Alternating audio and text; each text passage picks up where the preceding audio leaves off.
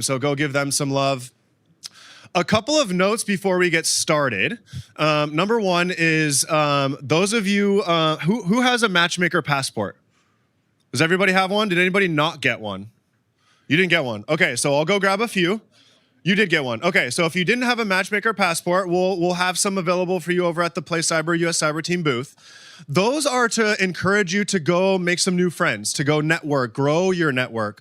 All of our vendors, all of our sponsors, all of our exhibitors are here supporting the mission, the vision, and to support you all. Those of you that are looking to kick off or continue your journey into a career in cybersecurity. So hats off to Battelle, hats off to Nightwing. Thank you, CISA, the NICE program office, Virginia Cyber Range, Hive Systems, Cyberjitsu, so many others. The Cyber Services Academy is here, ISSA Nova's here, and if I missed you, I'm sorry. And Monster, of course, outside.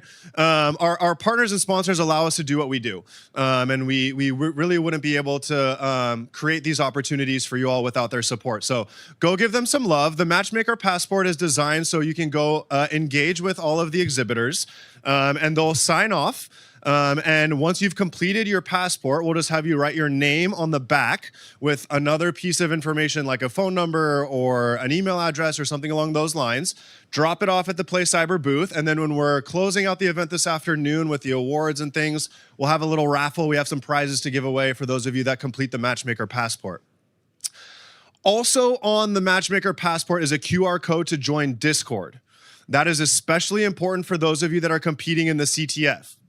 The Discord server is where you'll receive some updates on challenges. That's where you'll submit any help that you might need in terms of, hey, I think this challenge isn't functioning as intended. I think this challenge is down. You'll submit all of that through Discord. So that way we can all stay organized and share updates on those things as they get fixed, corrected, if that comes up. So make sure that you follow that QR code, join the Discord server. We'll make sure that you get into the channels that you need access to submit those tickets and things of that nature. So don't forget to do that. I'd also like to welcome my boss, Ms. Jessica Gulick, the founder and commissioner of the US Cyber Games program. Hi, Jess, good morning. Good morning. Can you guys hear me? Fantastic. Yeah. Good morning, everybody. Happy Valentine's weekend. Thank you all for joining us. And a big thank you to Brad for spearheading this event, and Christy as well. Christy Rice, somewhere around here. Here we go. We have the honor to be partnered with Virginia Tech, and what a beautiful facility they have here. This is amazing. If you get a chance, go up to the 5th floor and walk outside. Take your jacket. It's a beautiful view of the Potomac. But we are so privileged to be here. So I do want to say thank you to David. We'll be hearing from him a little later. David Raymond, thank you very much for championing us, and then also for the Virginia Cyber Range that helped put together today's challenges. Fantastic thing. So a reminder when you get started with the game that the escape room's over outside under the stairs, and your lockpicking village is over to the left here at the Play Cyber table. Why are we here today, Brad? We're here to help evangelize the program US Cyber Games. Have you guys heard of US Cyber Games program? All right, we are a traveling esports team that represents the nation traveling abroad, competing with countries, over 60 different countries, in attack and defense and jeopardy. So we are looking for the best talent up to age 26. That could be you. If you're older than age 26, still stay with our program. We have our Play Cyber brand. That is where we do a lot of international work, and you can participate, for example, at wicked6.com. We have a virtual global contest and event going on at the end of March 27 and 29th. So we recommend you check that out. But let's go back to the US Cyber Games program. We are in our 6th season is coming up. An amazing 6 years. We've had the privilege to work with many, many folks over the last 6 years, but primarily big thank you to NICE for their partnership and making this program possible in the United States. This is a very wonderful program in that it reaches out to the youth across the nation looking for the best talent. We try to recruit you like a sports program. So we have our tryouts in May. We have our scouting and evaluation combine, all virtual. That happens in the summer. And then we do drafts just like the NFL. And then you make it to the team, and you still get to compete in various different games to include international and here domestically in the United States. We are looking for cognitive athletes. Yes, I said cognitive athletes.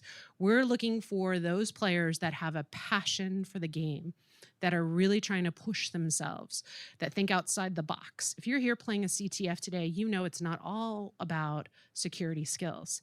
It's about mental skills, right? It's about thinking outside the box. It's about thinking, how can I make spaghetti in space? Or something crazy like that, right? Some of these challenges are pretty wacky, and that's important because it helps to break down our day-to-day boundaries and barriers that we put upon ourselves. And those kind of skills, those cognitive skills, are really going to push you out into your careers. So keep that in mind. It's also about sportifying tech. Sportifying tech. That means we have watchdogs, we have coaches, we have plays. We have special plays, we have special teams. We do all kinds of stuff to bring strife, if you will, strain, pressure, if you will, stress. We try to do things like today you're going to do something called a sprint. Has anybody done a capture the flag sprint before?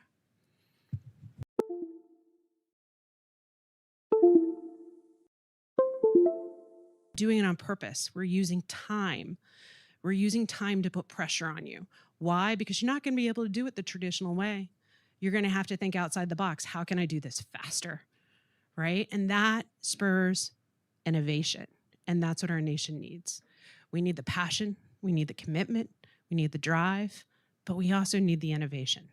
And we are honored again. Thank you for being here.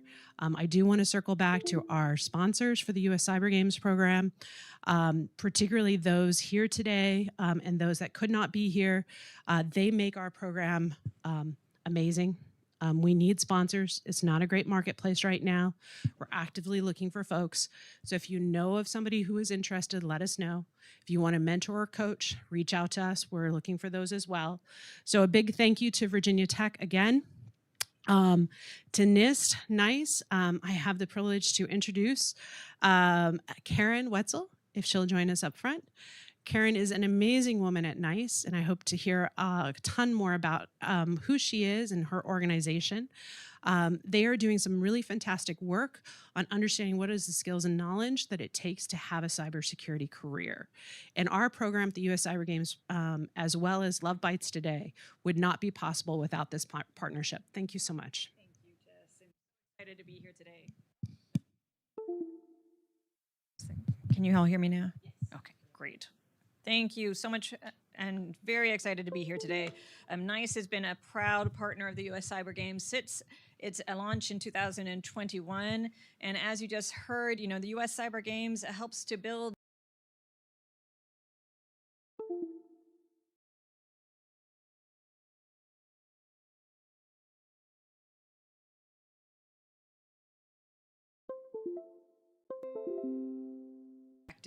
and to be able to help build that cyber workforce.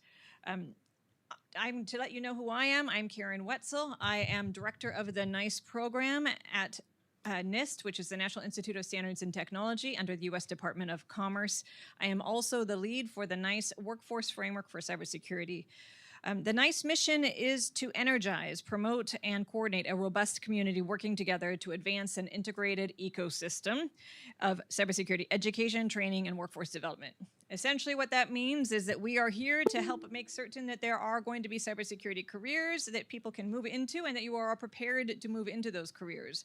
And we do that through a community-based approach that brings together and helps to convene and engage government, industry, as well as other private sector entities, including, of course, academia, everything from K-12 to higher education, cert providers, and beyond.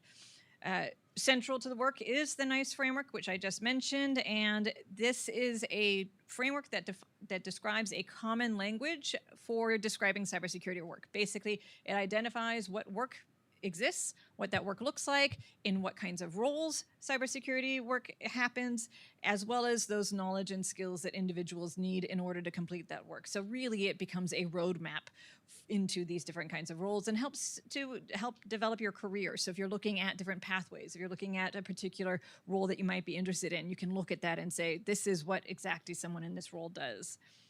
That's just one of the things that we do. It is, of course, used in public and private sectors. It's used internationally. And it creates, people use it for workforce audits, to create PDs, position descriptions, to assess candidates in hiring processes. It's used in terms of workforce management. So understanding it can be really helpful as you do plan your career. It doesn't just do that. However, we do a lot of efforts. We have events. We have an annual conference each year. We have a K-12 educators conference. We have communities of interest where anybody can join and learn about specialty areas like K-12 educators, our U.S. Career Ambassadors program. We also have apprenticeships finder on our website if you're interested in learning about different kinds of cyber apprenticeships that are available. If you want to see what other competitions there are, we have a website that gathers together all of the competitions in the United States around cybersecurity. We engage with individuals in terms of helping develop resources to help identify best practices in creating, in hiring, in your career development. It really is an all-of-hands effort, though, so if there's ever interest in engaging with us or if you have questions, we are very open to having those conversations as well, and we can help support you in whatever your goals are. We have a new, nice 5-year strategic plan that we're developing. It's in current draft format and going through approval processes, but this is going to guide us for the next 5 years. Our last 5-year plan just ended in December, and we're going to be looking at 4 different main pillars of work. That includes building a skilled cyber workforce, transforming talent acquisitions for the cyber workforce, advancing and sustaining the cyber workforce, and our last, bring the U.S. Cyber Games and its athletes together and to be an advocate for this program as well as for the NICE program. So please join me in welcoming Dr. Dane Brown.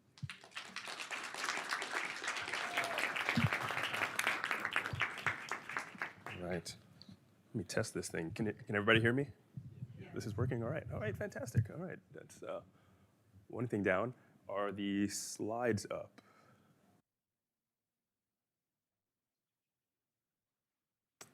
Wait one quick moment there. All right, good morning, everybody. Really excited to see you guys all today. I am waiting for this presentation to come up, but either way, I'll start talking anyhow. I'm going to try to keep this brief, but I am a college professor, so I'm just going to do my best to that, and I'll make no real guarantees about it, especially since I don't have slides to keep me on track. I titled my lesson today, Get in the Game with AI, right? So I wanted to talk a little bit about, it's the new hot thing right now, right? What is going on with our careers? What's going on with the cybersecurity career field with AI specifically, right? We can't really escape it. We can't get away from it, and I don't really think we should. It is kind of transforming the way that we're going to be doing work for here into the foreseeable future. So we need to get a hold on it. So what is going on with this event? And should I still be waiting, or should I just go no slides?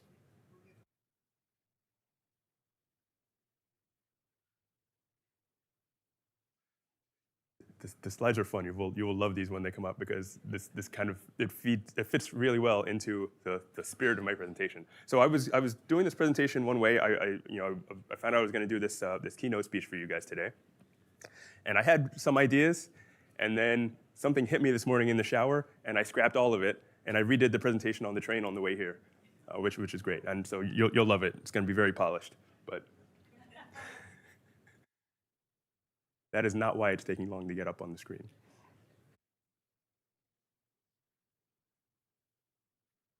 This is our first LoveBytes event, by the way. We haven't done this before. So the idea I had for this, they didn't tell me this, was why are we doing something called LoveBytes with students specifically? For me, I feel it's because we have a heart for students, right? Part of our mission with doing the U.S. Cyber Games is going towards career development, right? That's what NICE is sponsoring us for.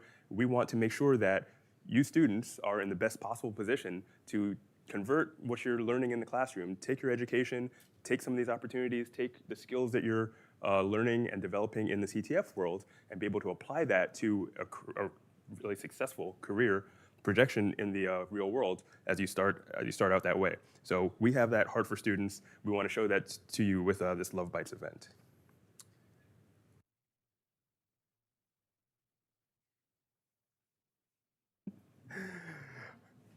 Oh, coming. All right, I will go into talking a little bit about myself and my background. And some of your game background, perhaps? Yeah. So I want to kind of cover two things for you guys today. I want to, like I mentioned, our whole goal is telling you about taking your education and opening up opportunities for you as life goes on. So I want to tell you how education opened up some of those opportunities for me, kind of where I come from and what I'm able to do now with it, and then try to give you my opinion, and only my opinion, on what might be useful for you guys as you're looking into the early parts of your career and where you can go.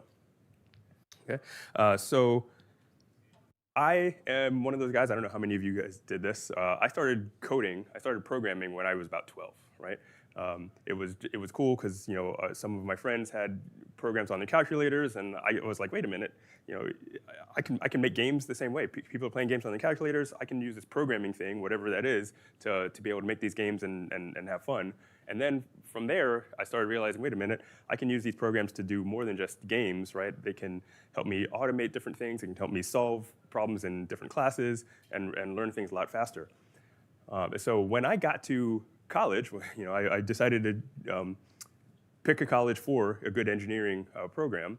And by the time I did that, I decided I'm not going to study computer science, right? I've already been programming for 5 years now. I already know all that CS stuff. So I actually did electrical engineering, which actually worked out really great. It was the right decision, but made probably for the wrong reason.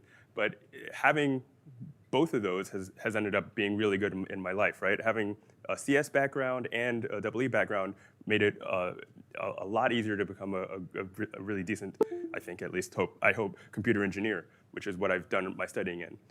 One of the reasons I'm excited to be back here at Virginia Tech, which is where I did my PhD in computer engineering. So hopefully, oh, hey, look at this. It's over there at least.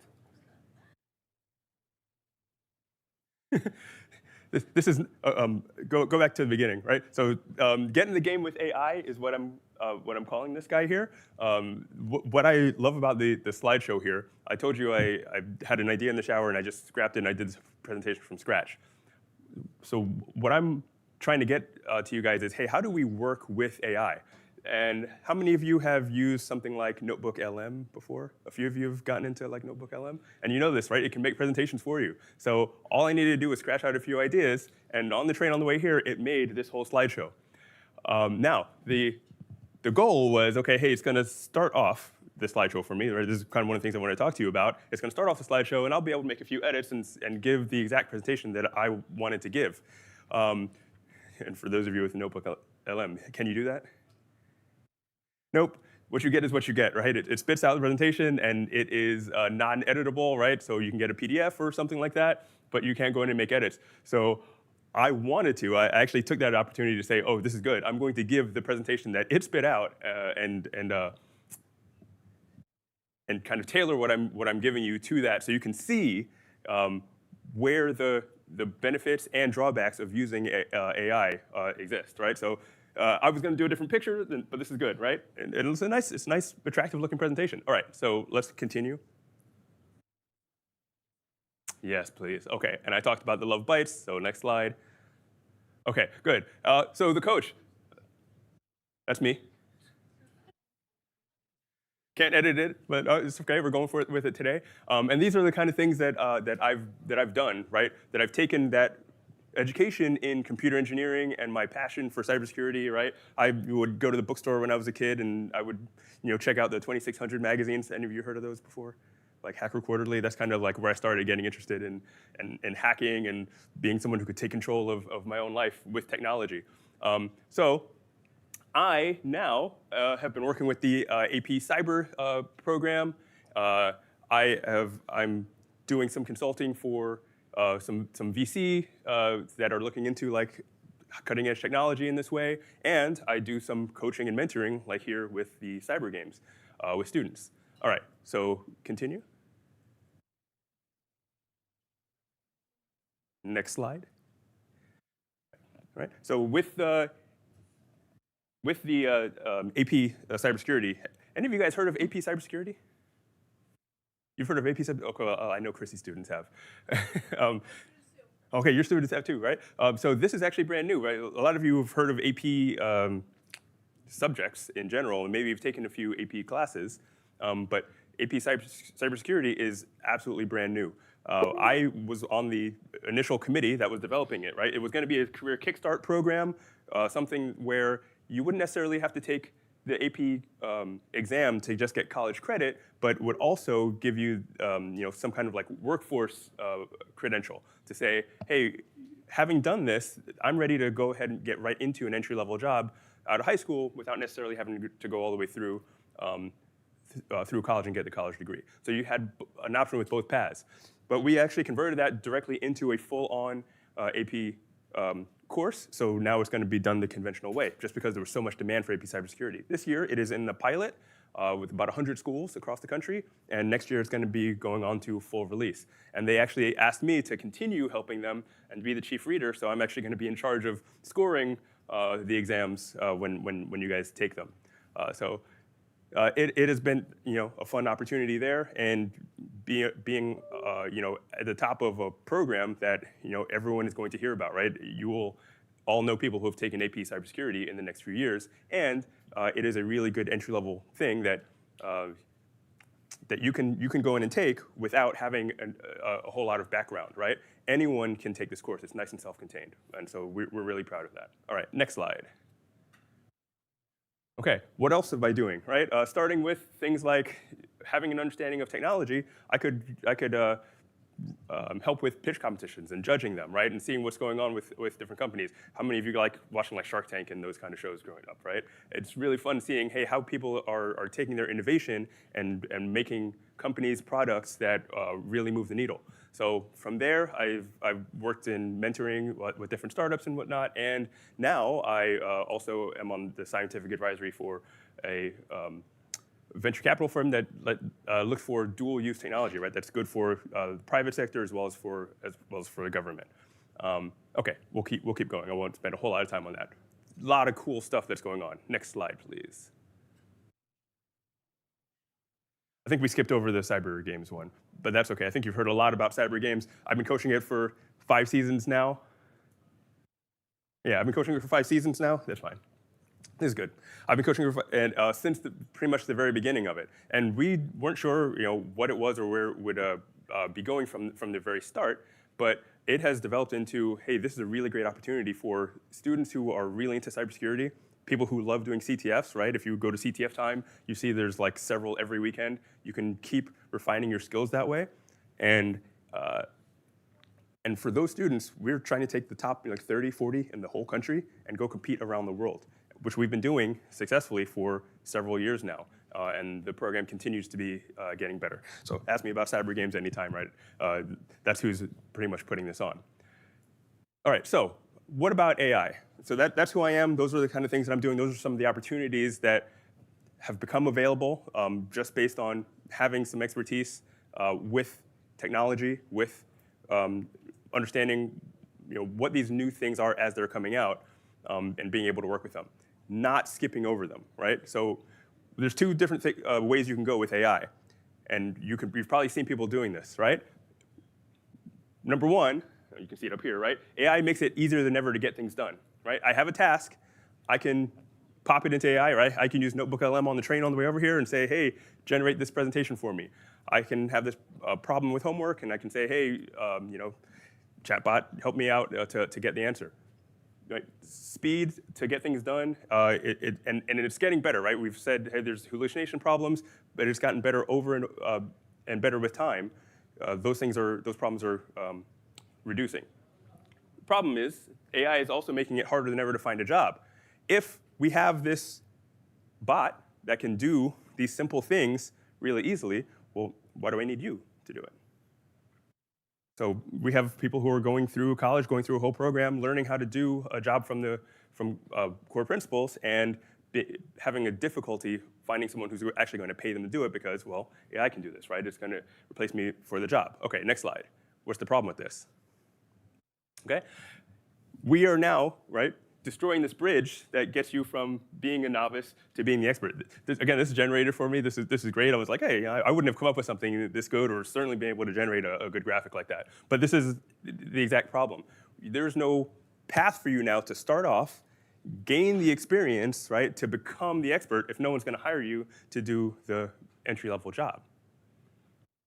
OK, we'll keep going. I want to be cognizant of my time. Right? So what is the thing that you should be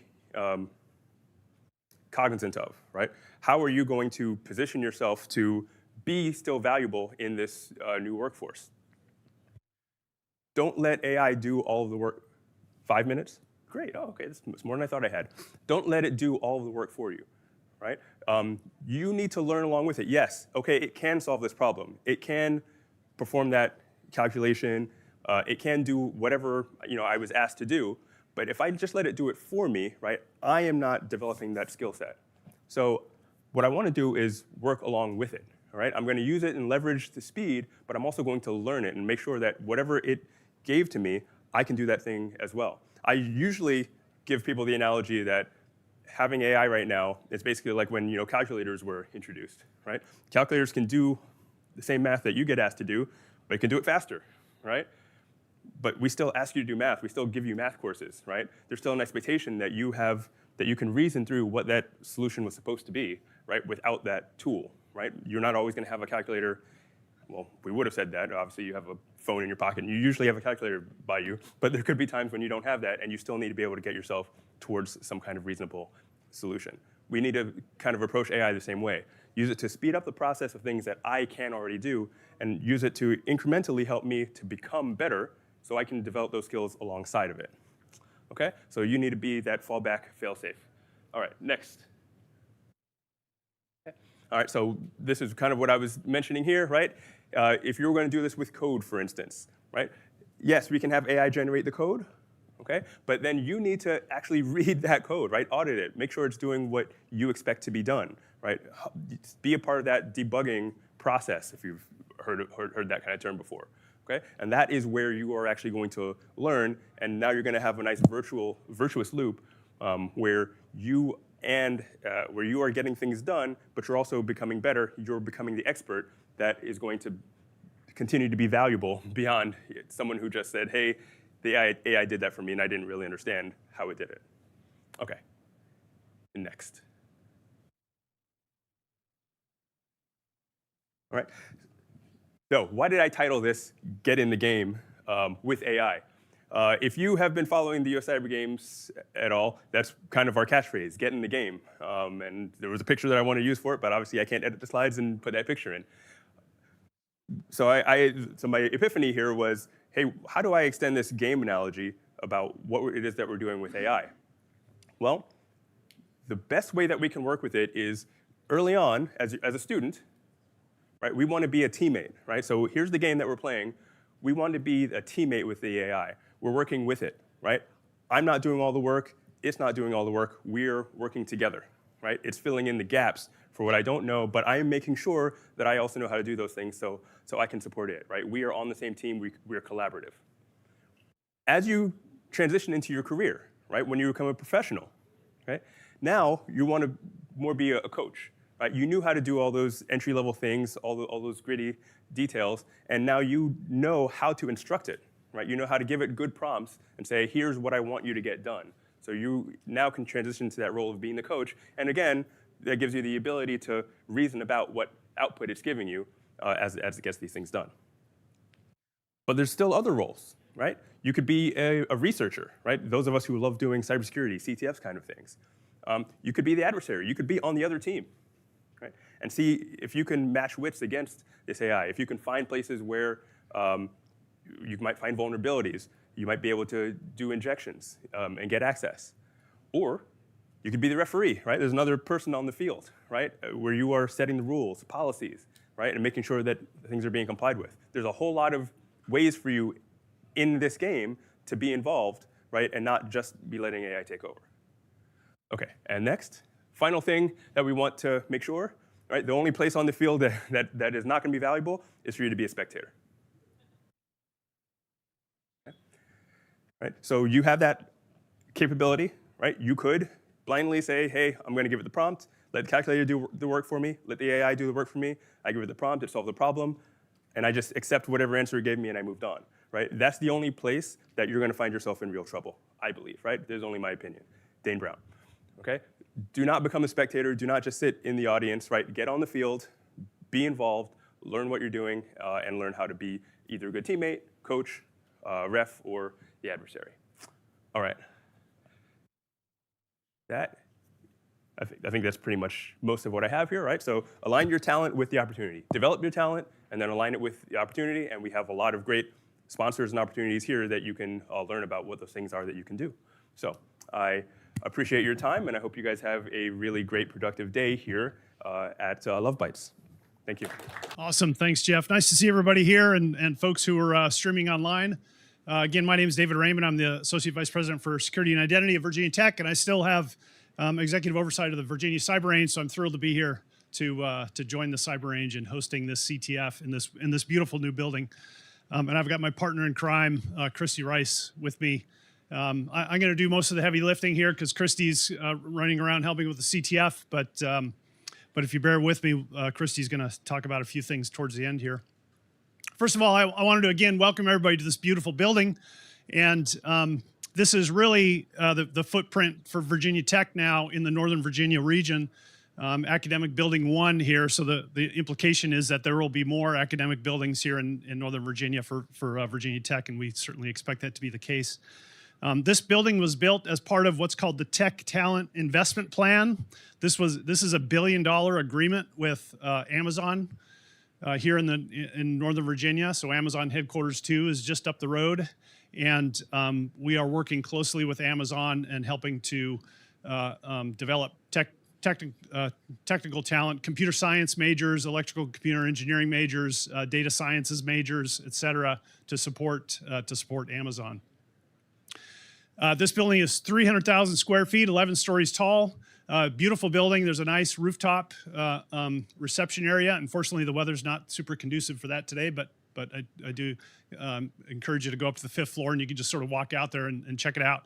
The Virginia Cyber Range will be hosting its annual conference here this summer, and we're definitely going to use that space for a reception. So if you're interested in that, go to the Virginia Cyber Range website, and you'll find more information there. So one of the premier programs here in this building is the Institute for Advanced Computing, and that program is it hosts our MEng program, so Masters in Engineering primarily. So that's both computer science, computer engineering, and some other programs under Pamplin Business School, so data and decision sciences. There's a cybersecurity program under the BIT program, so lots of interesting opportunities here in the Northern Virginia region for students who are interested in furthering their education here. Lots of project-based education. There's PhD and master's programs, postdoctorate appointments. There's an undergraduate program here that is a transfer program, so 2 years from a community college into an undergraduate program here in this building with Virginia Tech in the cyber programs under Pamplin Business School. Dr. Reisman here in the back could tell us more about it if anybody's interested, but a great opportunity here in Virginia Tech's footprint in Northern Virginia.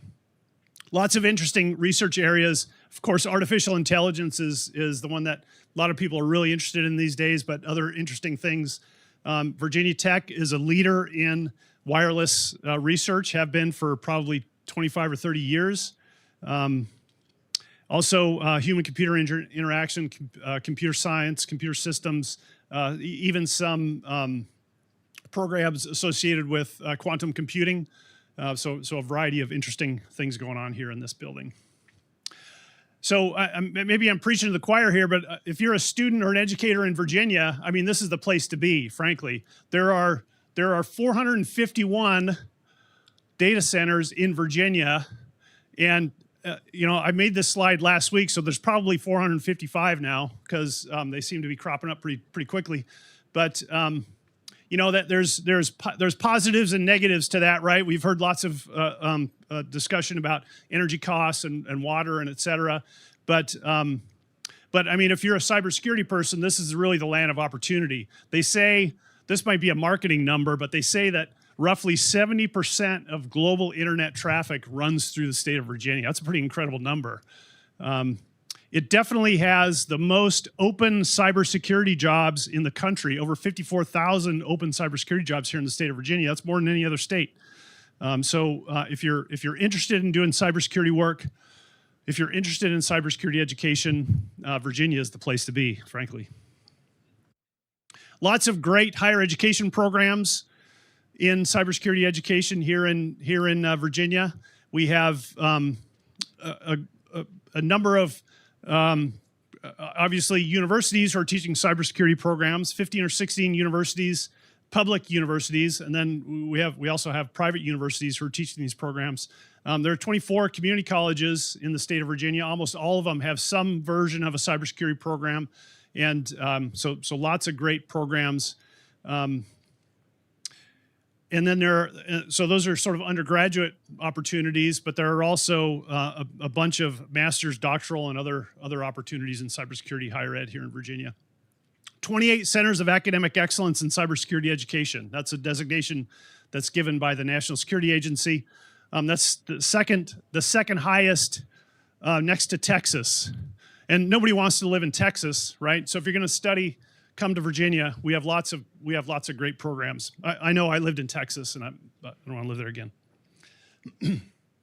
So I've just listed some example university programs in cybersecurity. Virginia Tech has, you know, I'm a Virginia Tech person. I'm both an alumnus and I'm an employee there, so I can't help but put Virginia Tech up at the top here.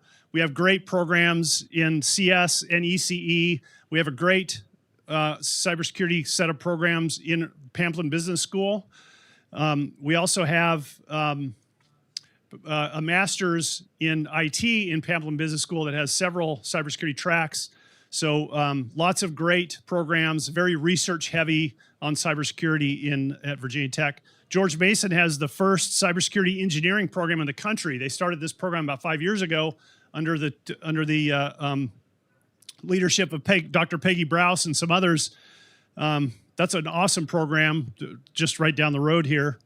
Old Dominion University has one of the fastest growing cybersecurity programs in the state. They have excellent programming there. University of Virginia, our arch rivals at Virginia Tech, right? University of Virginia. They have some really good programs. We work with faculty there all the time. In fact, my wife is an employee of the University of Virginia, believe it or not.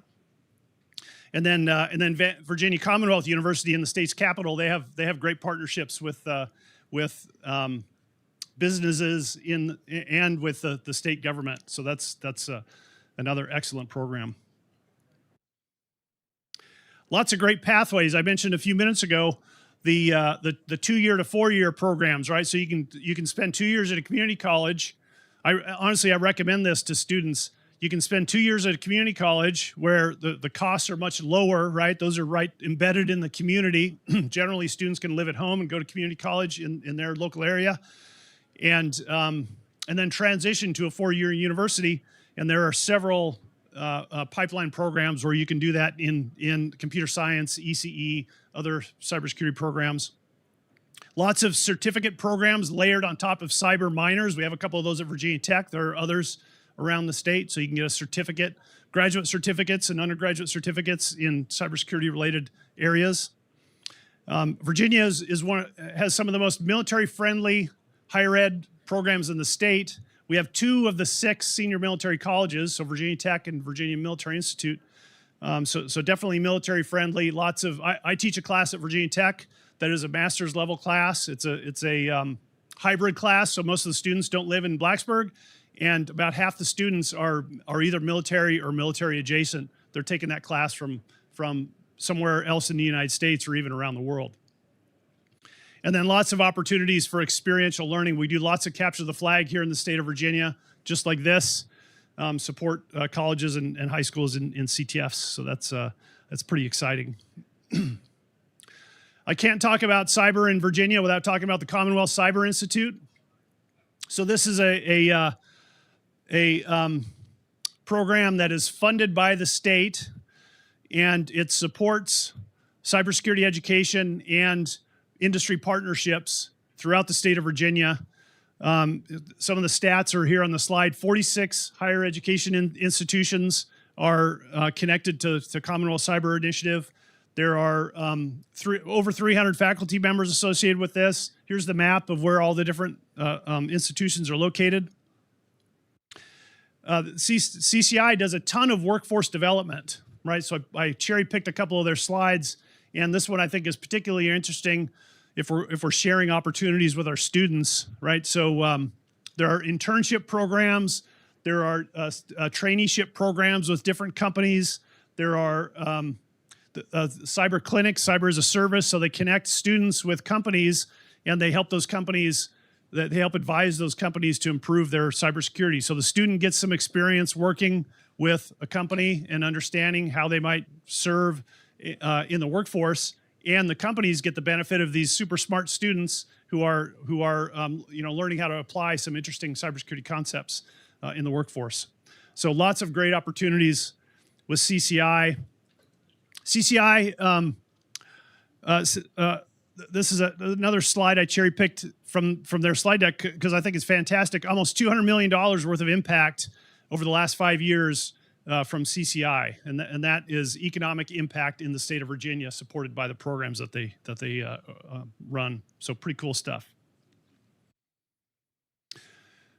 I can't get up here and talk without mentioning the Virginia Cyber Range. Near and dear to my heart, I was the founding director of the Virginia Cyber Range, and Cyber Range is state funded, so funded by the state of Virginia to support educators in Virginia high schools and community colleges. And I think we do a pretty good job of that. We support CTFs, as I mentioned. We have dozens of environments in our courseware catalog.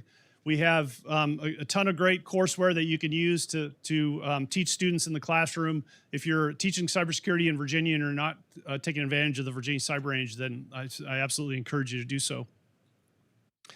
And then we also provide the U.S. Cyber Range. As we know, the Virginia Cyber Range is funded by the state of Virginia to support Virginia students and educators. We got a lot of requests from outside the state of Virginia to provide similar support because our platform is that good, and we couldn't do that with state funding. So we basically charge people for access to a very similar platform, and that provides a little money back to us, so we can do more interesting things, both in the Virginia Cyber Range and in the U.S. Cyber Range. And we support high schools and colleges across the state of Virginia. I love this map because you'd sort of expect this big clump of schools here in the DC area, big clump down here in the Tidewater area, but we're supporting students across the Commonwealth. So this I like this slide a lot. Okay, I'm going to hand the microphone now to Christy, who's going to talk about some K-12 programs, and I'll flip slides for you. You got next. So currently, actually, Virginia K-12 cybersecurity education is currently in actually about 70% of our high schools in the Commonwealth, which is huge. So there was a survey done on Cyber Supply a few years ago, and Virginia beats the closest state by 50%. So we're doing great things here in Virginia. And we have 13 high school cybersecurity courses in Virginia's catalog, okay? Next year, we'll be adding another one with AP cybersecurity. But the 13 that we have, okay, if you're in your individual high schools, you probably know about cybersecurity fundamentals. You have cybersecurity operations and advanced cybersecurity operations. Well, your skills centers or your tech centers are teaching cybersecurity system technology. There's a whole pathway at the tech center. But next slide. something that really sets Virginia apart from across the nation. And this is why we say Virginia is leading in cybersecurity education across the nation. I've talked about this internationally as well, and they are just amazed at what we're doing here in the Commonwealth. But we also have cybersecurity and marketing. So we have 6 courses in other career clusters. So we have a cybersecurity marketing class that focuses on protecting digital marketing platforms and customer data and communication channels. So students are learning about how to protect themselves in the marketing area. So something that's near and dear to my heart and I've gotten to learn a lot about is cybersecurity in food and agriculture. So not a lot of people think about cybersecurity in agriculture or ag tech, okay? But it's important that we protect our food supply, right? Virginia is the only one that has a cybersecurity in food and agriculture course. And this is where students are learning about the modernizing of farms, the automation, the how farms are actually online. If you do some research, you'll see that some farms have been targeted recently with ransomware attacks.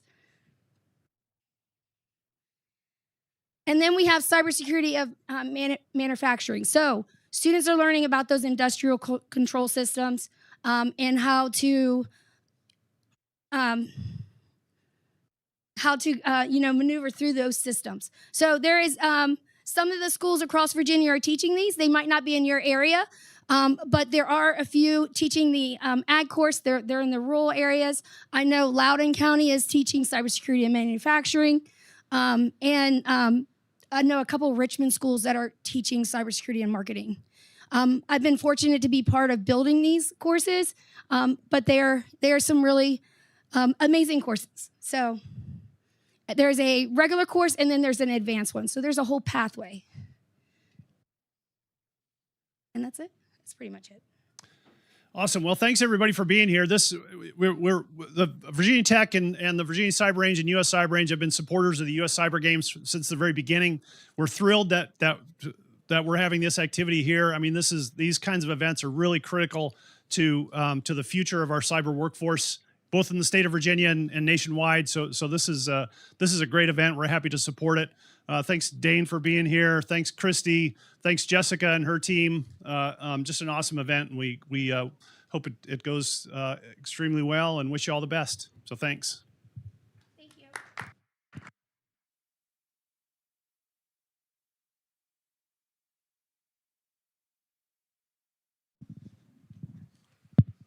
Excellent. Thank you, David. Thank you, Christy. Folks, we are continuing on with our agenda. Our next speaker is joining us from United Airlines.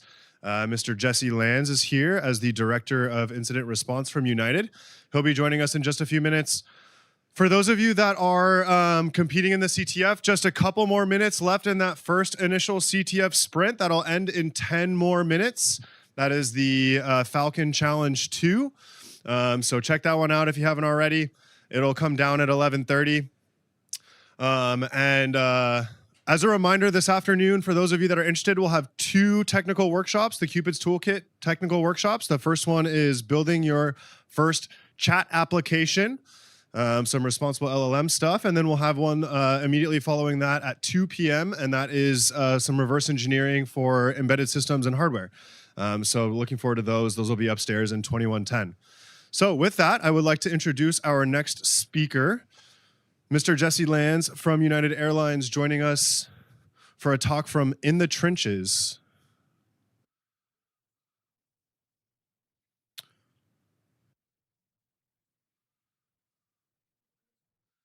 Little ahead of schedule.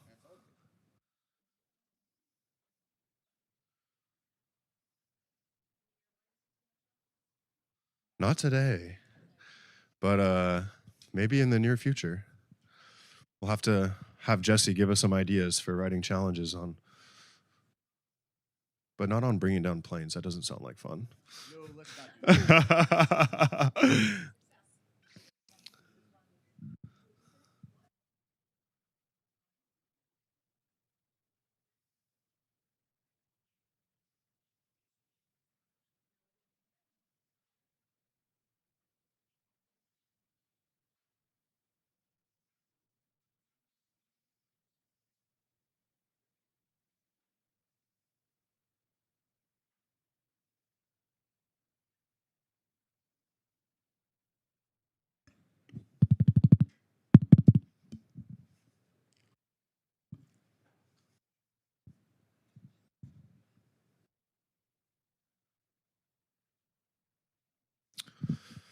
For those of you that are interested in US Cyber Games Season 6, we will be getting started with that on June 4th. The week of June 4th, we'll kick off our Season 6 program.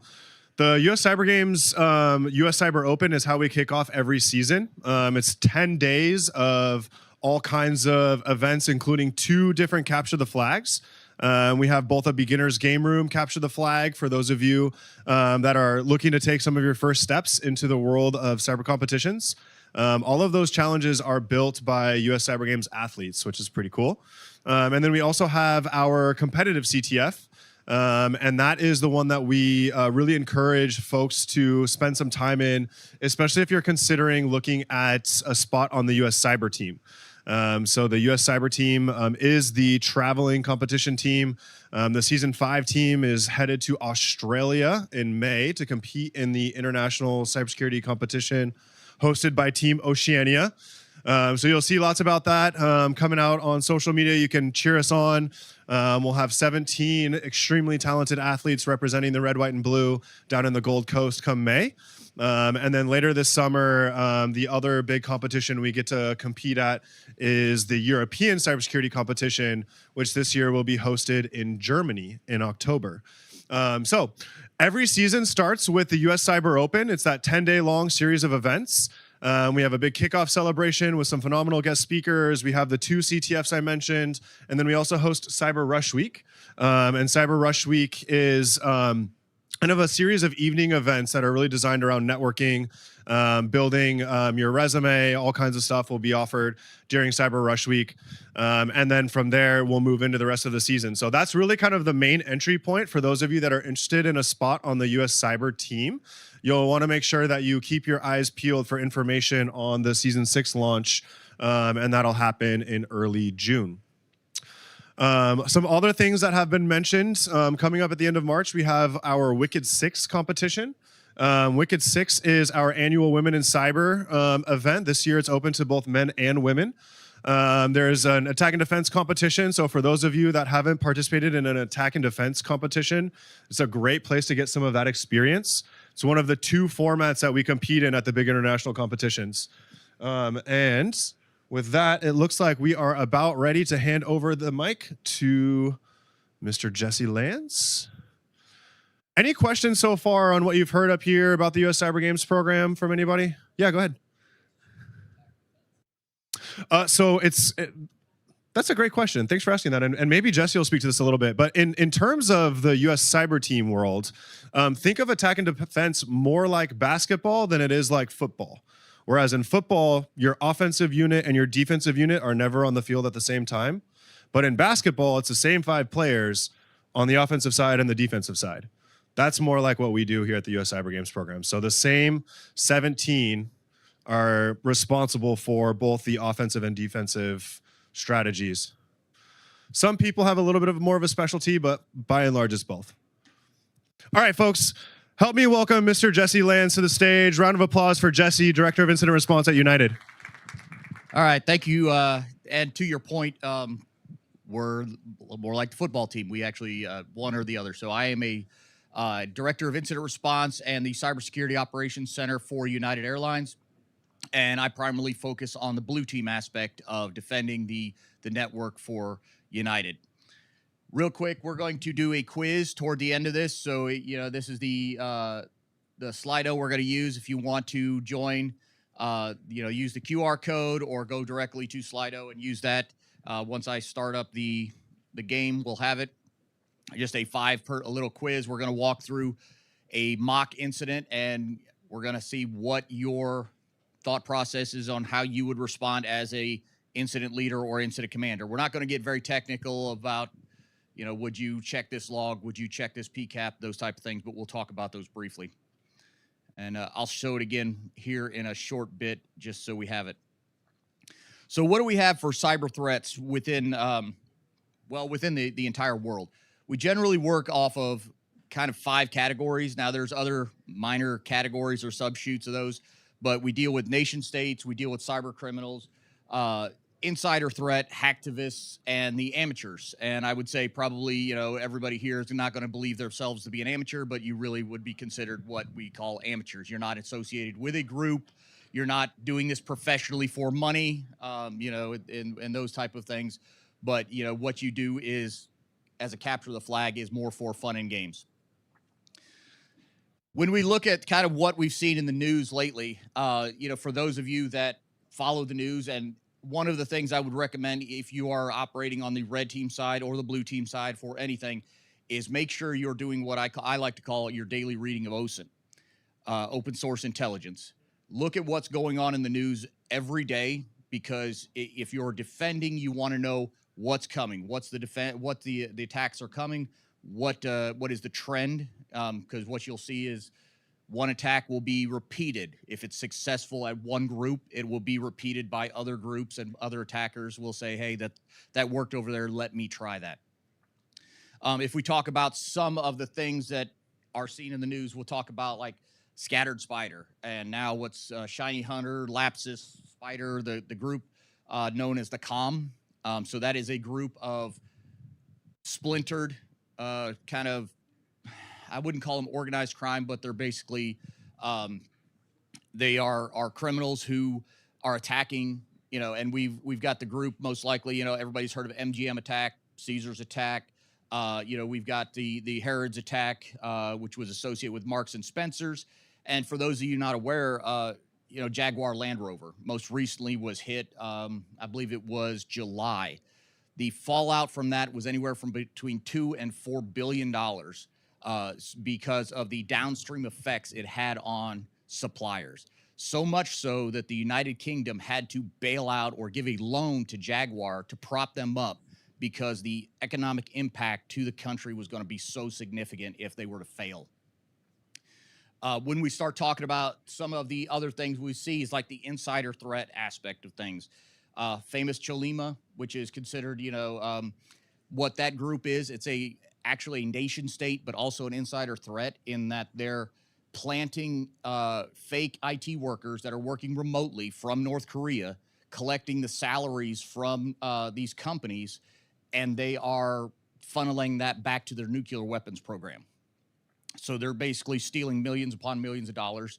Now they're doing great work. Everybody I've talked to, throughout the FBI and different companies, they're the best employees they've got, because they've got 5 people working doing one job.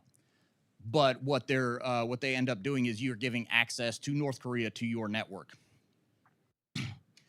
They're doing that through laptop farms. So they'll have agents within the United States that are coordinating like 30 plus laptops at one house, and they're just all remotely connecting in and doing the work from there. Then we've got the stuff like the Tesla data leak, Black Cat Alpha V. There was with the Black Cat Alpha V, for those of you that are not aware, I think it was actually last month, they pled guilty and convicted 2 cybersecurity professionals who had worked for cybersecurity companies were actually instigating ransomware attacks and were collecting ransoms. So they were working defending, but also knew who they were defending, so they could actually get some of the ransom. And then most recently, CrowdStrike identified an insider. So this insider was paid $25,000 to give access to CrowdStrike. Fortunately, CrowdStrike was able to find to stop the intrusion before it resulted in a huge loss, which if Scattered Spider, I believe it was Scattered Spider or Shiny's Hunters, I don't remember which one it was, they were paid this group $25,000. So, or this one individual $25,000 just for his login credentials to gain access. What's that? Well, I don't know. It's yeah. I think if you actually think of some of the people from Scattered Spider that were caught, they did have $15 million worth of Bitcoin when they were caught. So that probably is cheap, but most of the individuals that I'm aware of with Scattered Spider, Shiny Hunters, they've got enough money they could retire. They just don't, because they enjoy the capture the flag aspect of it, which is, I think there's easier ways to do it and more legal ways of doing it if you enjoy that stuff. And then lastly, we talk about some of the nation state actors. So we have, the Iran, Russia, China, United States has their own nation state type groups that they're aware of. So they're all doing these type of things. So what do we got? We're going to talk a little bit about leading an incident. So when we're looking at one of the hardest people I have to hire is an incident commander. So an incident commander is basically the authority figure that if I have a major incident within United and many other the other companies I've worked with, you have a major incident. This is the individual that takes the charge of the incident, directs everybody what they're supposed to be doing. They have the SOPs out. They have the doctrine out. They have the communications templates out. They know who I'm supposed to communicate if am I a regulatory body, you know, so if I, like with the United, we're responsible to the TSA, we're responsible for SEC because we're a publicly traded company. So all these have to have some type of notification that we have some type of incident going on. And then responsible for talking to lawyers, talking to leaders. They have to be able to talk to the technical individual about what's going on and then translate that to an executive who has no idea how to spell IP. I mean, to be honest. So it's one of those situations where that individual is probably the key person. And then they also need to understand they're going to be under a lot of pressure. I need answers. I need answers. The board of directors call me. What do I need answers for? And they need to be able to calmly give the answers and understand everything that's going on with the incident. You know, they orchestrate the response so the right actions happen in the right orders, because you can't do certain things out of order. Now, there are going to be certain things you can do in parallel, and that's their point, their direction. But they take command of the incident, and they do this so the people on the ground, the people that are elbow deep in the actual incident, can do the technical aspects of things, and they don't have a leader such as myself saying, hey, what do I know? What do you know? What's going on with this? Why is this, you know, why did you post about this IP address? And what is this, you know, what does this hash mean? So that's one of those things.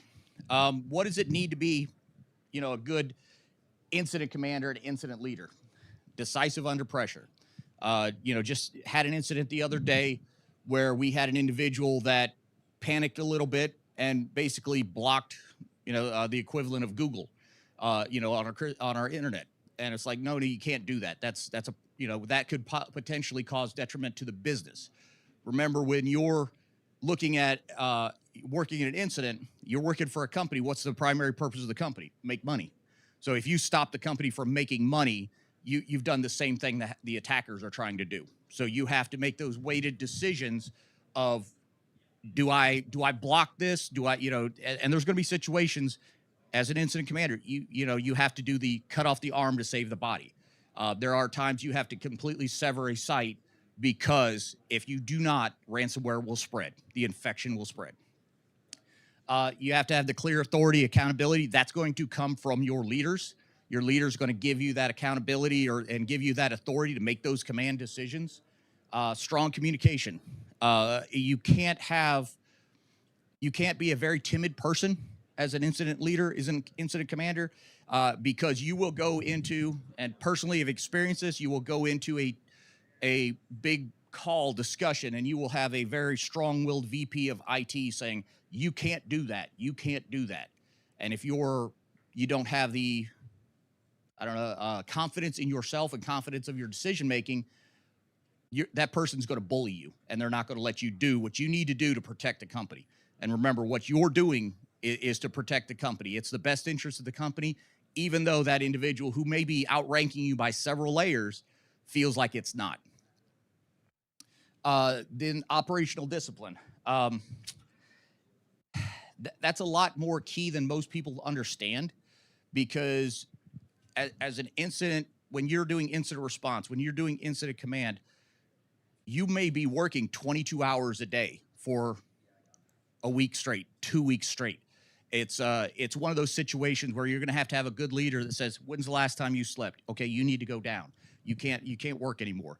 But there's going to be situations where the incident is such a crisis that you're working. And in previous life, I had a few incidents where I pulled 100-hour weeks, and it was not you know, it was literally, you know, I would go to sleep at midnight, and I'd have an alarm set at like 1:30 so that I could get back up and make sure, you know, it was enough time to just kind of reset myself. I lived off caffeine and, you know, and that little bit of sleep. Full functional coordination. You have to be able to make friends. This is the process of when you're not in an incident. You have to make friends. You have to network with those individuals around you. The same thing you're going to do. I believe you were speaking about networking and making network contacts. The same thing you're going to have to do as a student to try to get into the industry, make those connections. Once you're in the company, you have to make sure you know everybody, because you do not want to be coming to someone only during a crisis. You want to make sure that person knows you, can trust you, and understands what you're trying to accomplish. Common composed presence. I've worked with an incident commander who would flip out. Everything was an emergency. If everything's an emergency, nothing's an emergency. So you have to be able to kind of judge, okay, can this wait? Can I make this decision? Say, oh, I could wait till tomorrow, because there are going to be some minor incidents where it's like, okay, this is not going to be a crisis. Risk-based thinker, you've got to constantly think ahead. If you're on red team, you have to know blue team. If you're on blue team, you have to know red team. You cannot think that I'm going to just learn how to capture the flag. The worst thing I've ever heard from most of the individuals I hire as entry level is, I want to be a pen tester. Okay, so what are you learning about defending the network? No, I'm just going to be a pen tester. That's all I need to know. And you don't understand what is going to happen on the other end. How is that individual going to stop you? What is the process? And what are the defenses that you're going to have to get past? And the same thing goes with blue team. I've known plenty of people on the blue team where I look at it, a log, and they show me a log, and they're like, okay, so what does that mean? Well, that means it's bad. No, what does that mean they're actually doing? You have to be able to understand both sides of it. I'm sorry. Okay. And then a relentless follow through. As an incident commander, you're going to give someone a task. You have to be able to follow up, document that task, say, okay, I'm going to follow up in 30 minutes. I'm going to follow up in 2 hours, however that works. All right. Okay, so we're going to go through a scenario. And what we're going to do is, you are an on-call incident commander at a Fortune 100 company. This company is globally distributed. What does anybody know what globally distributed means? All over the globe, right? Okay. And you are a 24/7 operations. You receive a call from your help desk that an associate reset a two-factor authentication. Should be 2FA, not 2MFA, but, well, they're both the same thing. And after hanging up, feels like this call was suspicious. This is where things are going to get a little difficult for you. What does that mean for a call suspicious? You have to kind of sometimes go with intuition. A call is going to be suspicious because Jennifer Jones from Kansas called in with a thick British accent and sounds like a man. Okay, not very politically correct, but it's suspicious. Let's take a look at it. All right, so real quick, this is the Slido. Again, I'm going to bring it up real quick. Oh, we got some people involved, and we're ready to go. All right, first scenario. Help desk analyst reports the remote employee called claiming to be locked out of MFA. A new MFA device was enrolled and a successful login occurred shortly after. As the incident commander, what is the most appropriate immediate action?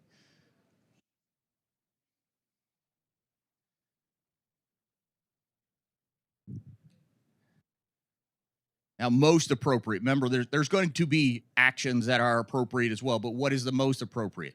And this is all going to be based on doctrine. All right, so 50% ask the SOC to monitor quietly until more evidence is gathered. Anybody want to kind of justify why they said that one? Come on, you guys, you got to be vocal. Remember, you're incident commanders. You have to speak up. You have to tell me confidently why you feel that way. Yes, sir. I don't know the person at the help desk, so I don't know if their spider senses are the same as my senses. So before I send up the red flag, check on her a little bit. Okay. Anyone else?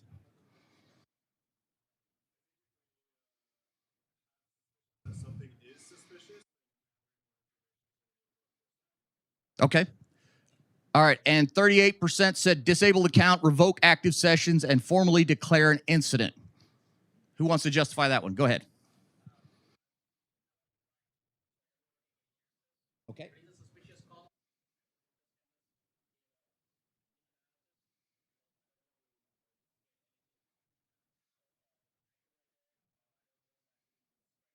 Okay. Sir.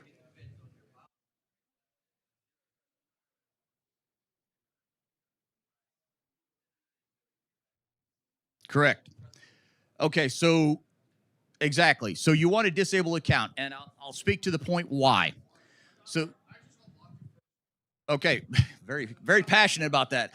So the reason we would say that is you want to take action first. Observing is good, but you want to understand taking action. Sometimes the threat actors like Scattered Spider have been known to act. Basically take action within minutes. So what you're talking about 5 minutes, they're creating a second a backup VM, which they're then transferring your Active Directory database to. They're getting it off your network. They're cracking it in under 15 minutes. Sir.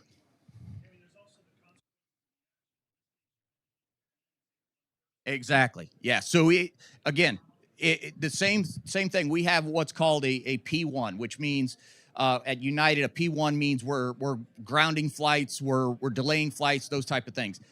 One user is not going to cause a P1. Now, if we had a situation where the help desk said, I reset 100 users and they're all in critical infrastructure, we might have to discuss that. So very good point. Thank you.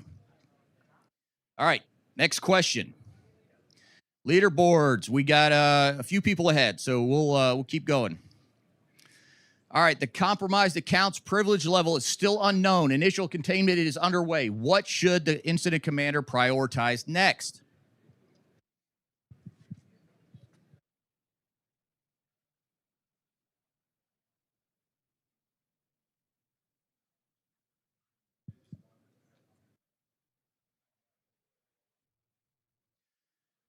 Oh, very good. Okay, so identifying the attacker's country of origin. I'm not going to call anybody out on this, but why would this really not matter? Anyone want to give me a guess why it would not matter? Sir in the back. Exactly.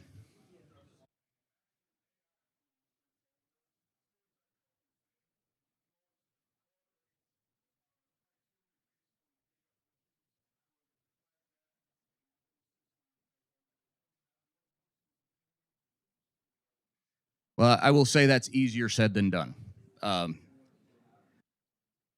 Yes, sir. Okay. So with that, we're going to determine the scope of access and whether additional credentials were exposed. So why would we want to determine whether additional credentials were exposed and level of access? Anyone? Sir. Lateral movement. Exactly. So what does that individual have access to? Maybe that individual does not have access to much, but they have enough to get to someplace else where it has bigger access, which is your bigger concern. All right, next question. Oh. All right, still got the same three people in lead. All right, investigation reveals the attacker harvested additional credentials before the original account was disabled. Multiple logins from those accounts were observed. What is the incident commander's best next action?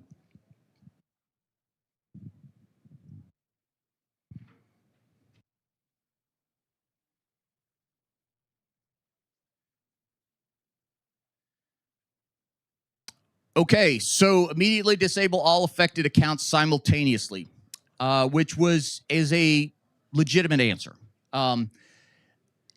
The reason I would say it's not, and I'll cut to the chase on that. The correct answer probably is going to be depending on how many accounts, but most likely a coordination staggered reset of accounts. The reason being, if you miss one and you clear all of them, say the attacker has 100 accounts, you reset 99, you've then let the attacker, you've tipped your hand, and the attacker is going to know. And from the Sony breach, for those of you who are not aware, what happened with the Sony breach? It was fight or flight. So they destroyed everything and fled. So what you want to do is kind of do a controlled reset while you're trying to contain the threat as much as possible. So you may focus on the higher privileged accounts, those accounts that have access to data that may be more interpreted or more significant. So if you have customer data, PII data, PCI data, and you would disable the accounts with that. If you have an individual that with us is a baggage in handling individual, not going to have much access, we're going to leave them lesser down. Now we're going to monitor those accounts, but you're going to move forward. Yes, ma'am.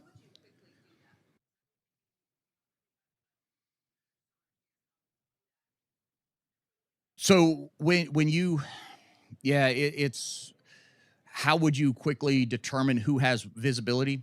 So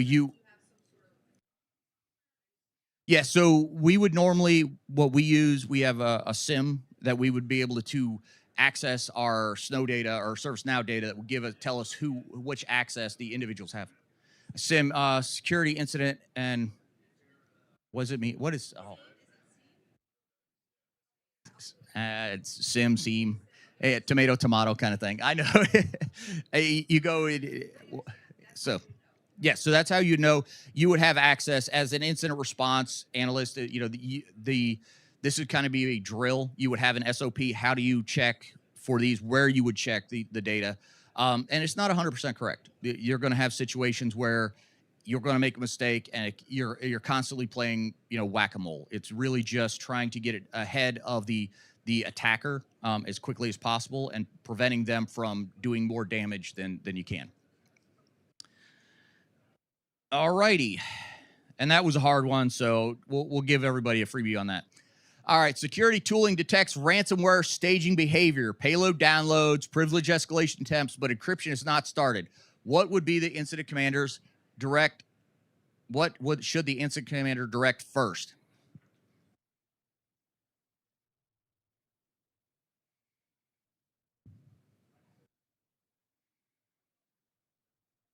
%. All right, everybody got that one. Yes, isolate the impacted systems and block known attacker infrastructure. So we're going to use CTI. We're going to look at. So one of the first things we'll do is if we start to find any piece of data about the attacker from the start, we feed that over to our cyber threat intelligence, either internally or we'll have an external source. By that time, they'll be able to give us at least some known attacker infrastructure, hopefully, but the attackers can pivot. And then we will isolate the impacted systems as much as possible. All right, we got one more question. All right, the ransomware attempt is fully blocked. No encryption occurs. Business operation continues normally. What outcome best represents success from an incident commander's perspective?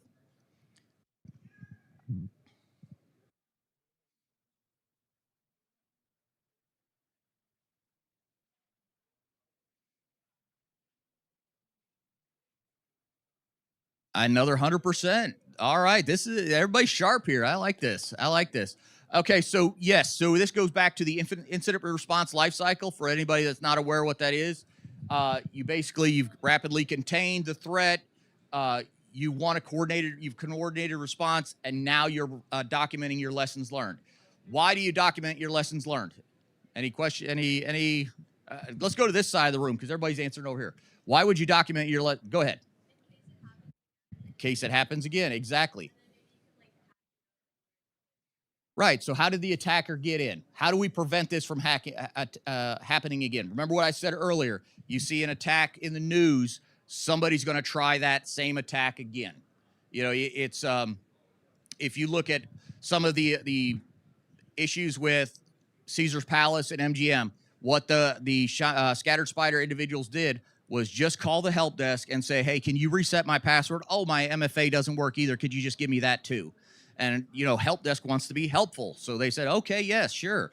So what a series of chain events then happened of where lesser groups with less skill than Scattered Spider, not that Scattered Spider is really that skilled, but they are skilled, was just trying the same thing. And they were gaining access to many, many companies.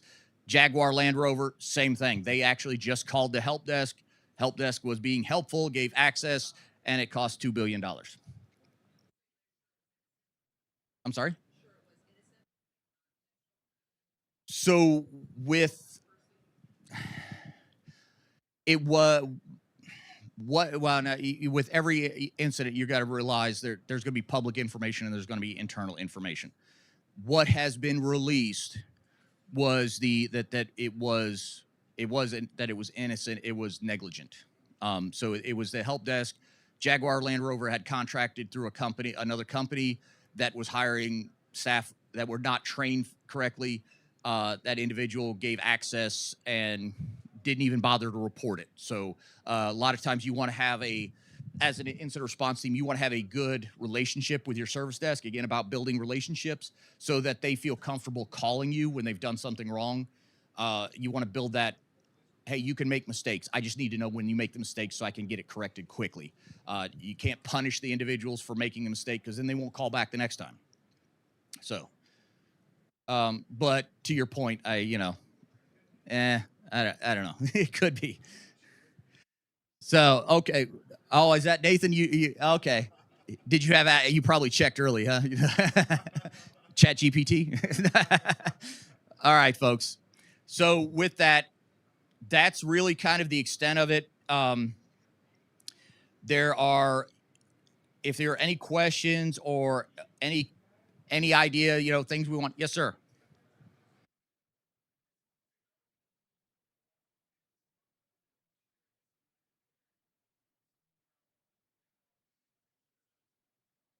Okay. Yeah. So automation, artificial intelligence is a big part for every organization out there. It's just a matter of cost versus, versus return on investment. What you're going to look at for a lot of groups, a lot of companies, there's something called the cybersecurity poverty line. If you ever take a chance to read up on that, but you'll find that out of maybe the tens of thousands of corporations in just the United States, probably about the top 200 have the funds to actually defend themselves correctly.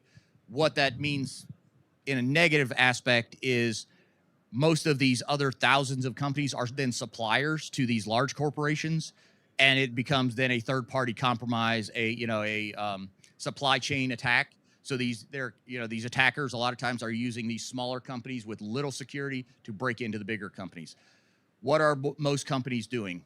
Again, automation is a big thing. You have to be faster than the attacker can move. You have to be able to get the alert and take action with automation, with artificial intelligence.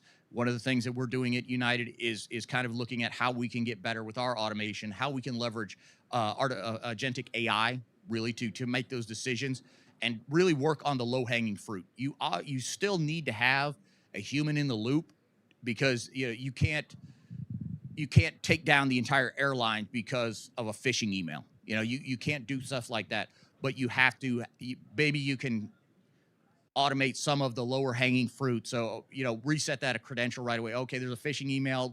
Just got reported, reset that credential right away. Now we move on. If we see further actions, it's going to be, kicked up to a human. But that's kind of really the biggest way I would say most companies are doing that because you can't keep throwing people at it. If we look at the amount of alerts that we have to filter through in a month, we're going into the billions of alerts that we filter through. So we have automation that works through that. We have an MDR provider that actually does a lot of our first level triage. Yeah, it's managed detection response. So it's basically a company that works with us to look at our alerts and kind of filter them out. We have United, we actually have 2, and then we have a SOC. So we have 3 levels of kind of redundancy that we're looking at alerts because we want to make sure we're invested that much in cybersecurity. Yes, sir. It's kind of a question.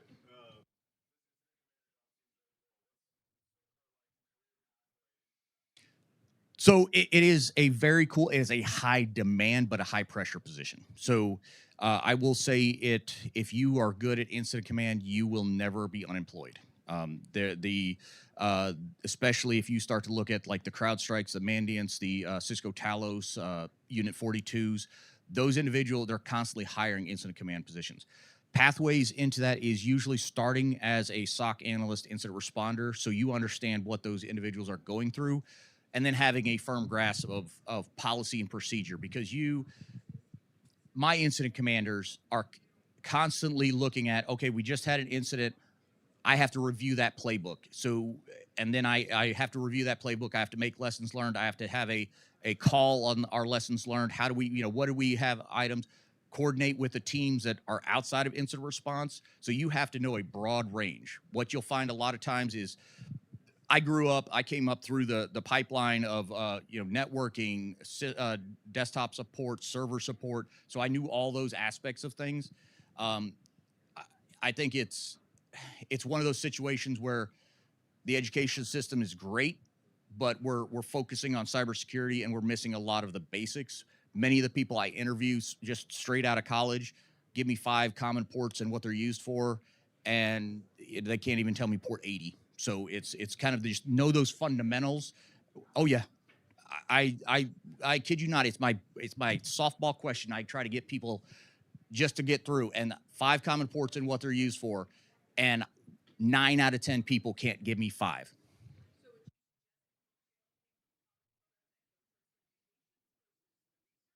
So certifications are only good if you use them. You use the knowledge afterwards.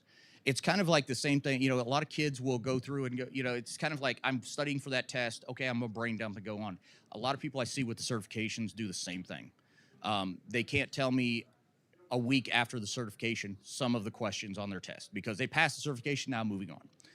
I don't know. I don't want to say certifications are bad because I've got the full alphabet soup behind my name. I like to use it as a baseline for what I'm studying, but I don't think it's an end all be all. I know people with college degrees in art with no certifications and they can run rings around me. It really varies from person to person, but I would say having a certification and then applying that knowledge is the biggest thing that you have to do. Yes, sir. Yes. Dark reading is a good one. The Sans Internet Stormcast, the podcast, I have my team basically listen to it every day. It's 5 minutes. It's Johannes Ulrich is just amazing. He's very good at what he does. Let me see what I can just pull it up. Maybe I can get out of here. There we go. So I have my daily reading. See the Malpedia library is a good one. The dark reading. No, that's my internal stuff. So SOC Radar, Dark Web Informer. Yeah, so I can send my daily reading out to people if they want to contact me as well. So, but yeah, what my team does is I've kind of mandated they have to read at least 1 article a day, provide a short synopsis to the team, and then we have a half-hour discussion of where everybody gets together and discusses the articles they've read that day. It started as a entry-level program, but then moved into everybody enjoys doing it. Well, not everybody. Some people call it their book report, but it is what it is. What I would recommend if you do a program like that, avoid ChatGPT. Don't throw it in ChatGPT. You don't gain anything out of that. Yes, sir. So when I came to United, I implemented a huge training program. So I was able to get buy-in from my my leadership. We have a very robust training budget. I try to send people to SANS courses regularly through the year. Once a week on Thursdays, I believe it's 2 p.m., we do a 1-hour training block where everybody in the team, and we've expanded it to the rest of our cyber defense and cybersecurity digital risk teams, where they will give a presentation on something they're working on, some type of technology they're doing. We do that. We have every Friday morning we do live fire exercises. So we have 4 to 5 people that are assigned to a trainer, and they're doing a live fire exercise. Every 6 months, we're all remote. I bring my entire team in, and I'll have my vendors come in, and you give training on this, you'll give training on this, you'll give training on this. And we pay our vendors enough, they gladly come and help us out. And then the lastly is just, if you're working for a large company or working for a company, you have these vendors. They're going to have tickets to conferences, AWS conferences, CrowdStrike conferences, Google conferences. They're going to have free passes. Take advantage of those. Also, I recommend they take advantage of the virtual conferences. There's plenty of those out there, but you have to be very you have to challenge your individuals as a leader to what are you studying, what are you working on today. If you're not, they're going to forget. Everybody does. You have to be disciplined. Bam. Sometimes.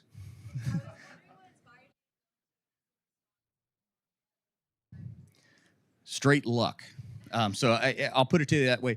So I actually I was working for the Air Force Office of Special Investigations. I was not an agent, but I did support them in some of their investigations. So it was kind of just fell into that. I was doing their network support. It became interesting. A job came up at General Electric to do incident response, and I just kind of jumped into it. And from then on, it's been working for, I worked for General Electric doing forensics, incident response, malware analysis.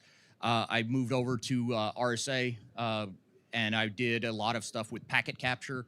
At one point, I would sit up and sniff my entire network at home, and I would read all the packets that come across there.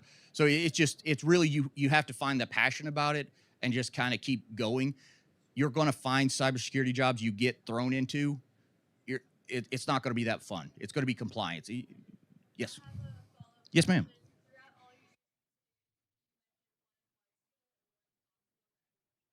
Oh, hard skill. Oh, there's a lot of hard skills. So I would say when I hire individuals, I could teach you all the hard skills. The hard skills are easy. What you need are the soft skills. The soft skills are what you bring to by yourself, and you need to have the passion to want to learn. You need to have the drive to want to learn. I like to tell people cybersecurity is not a 9-to-5 job. You can be doing your job 9 to 5, but you need to be passionate enough and you need to love it so much that you go in the evening and you're reading, you're doing. I don't get to do a lot of the cool hands-on keyboard at my level anymore, but I would say I do more personal training than most of my team, and probably a lot of my team combined, because I will go do. So you have to have that passion. Lastly, you have to learn two things, and that is to basically sell and market yourself, because you could be the best person in the world in your company, and if nobody knows who you are, it doesn't matter. You're not going to get promoted. You're not going to go anywhere.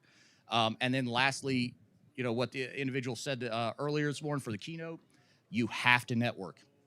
My last entry-level position had 3,000 applicants for one position. So if I didn't know to pull that person's resume, I'm not going to make it through 3,000 applicants. Even with AI, we probably, we missed probably some really good candidates. So networking that person, that person knows, hey, they're passionate, they've been learning, they've been asking me questions. I got a job opening. Maybe I want to talk to them now. Now, you still got to get through the interview. There's no guarantees.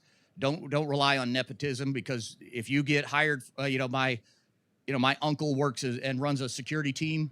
What you're going to find is the rest of the team is not going to like you because you just got your job because your uncle got your job. So, not to say don't use it to your advantage, but just understand. Yes.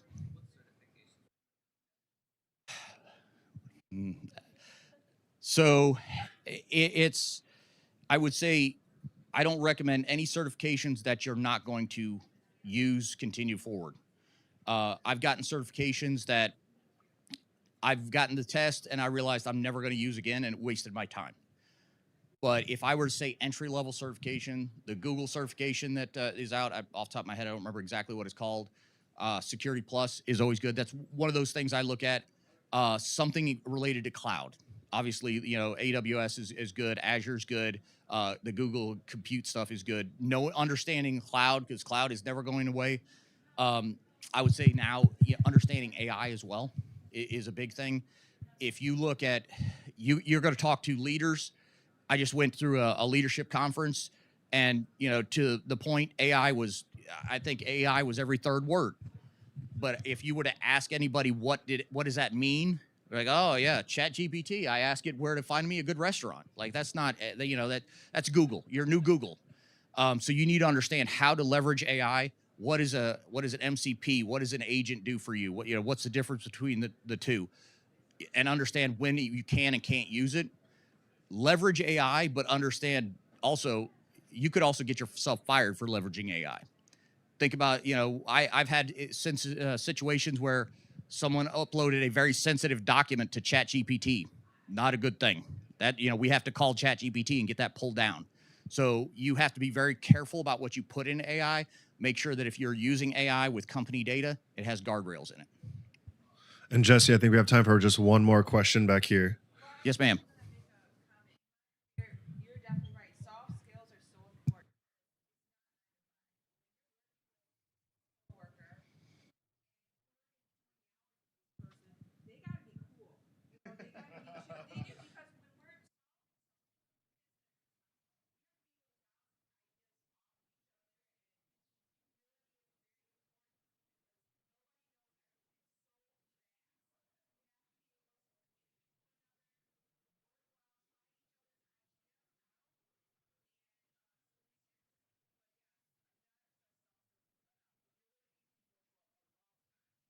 And to your point, empathy, because like you just said, you're working 20 hours, that person's probably ready to crash. And they're sometimes, it's like that whole Snickers commercial, they need a Snickers bar. So, all right. So I apologize Awesome. to take too much No, time. no. This was absolutely fantastic. Jesse, thank you so much for your time today. Let's give Jesse a massive round of applause. We're thrilled to have United represented today, and Jesse did a fantastic job. Thank you for that. I'm not going to tell you guys my score on that quiz. Folks, we have one more speaker to close out our main stage for the time being, and we will have some lunch here shortly.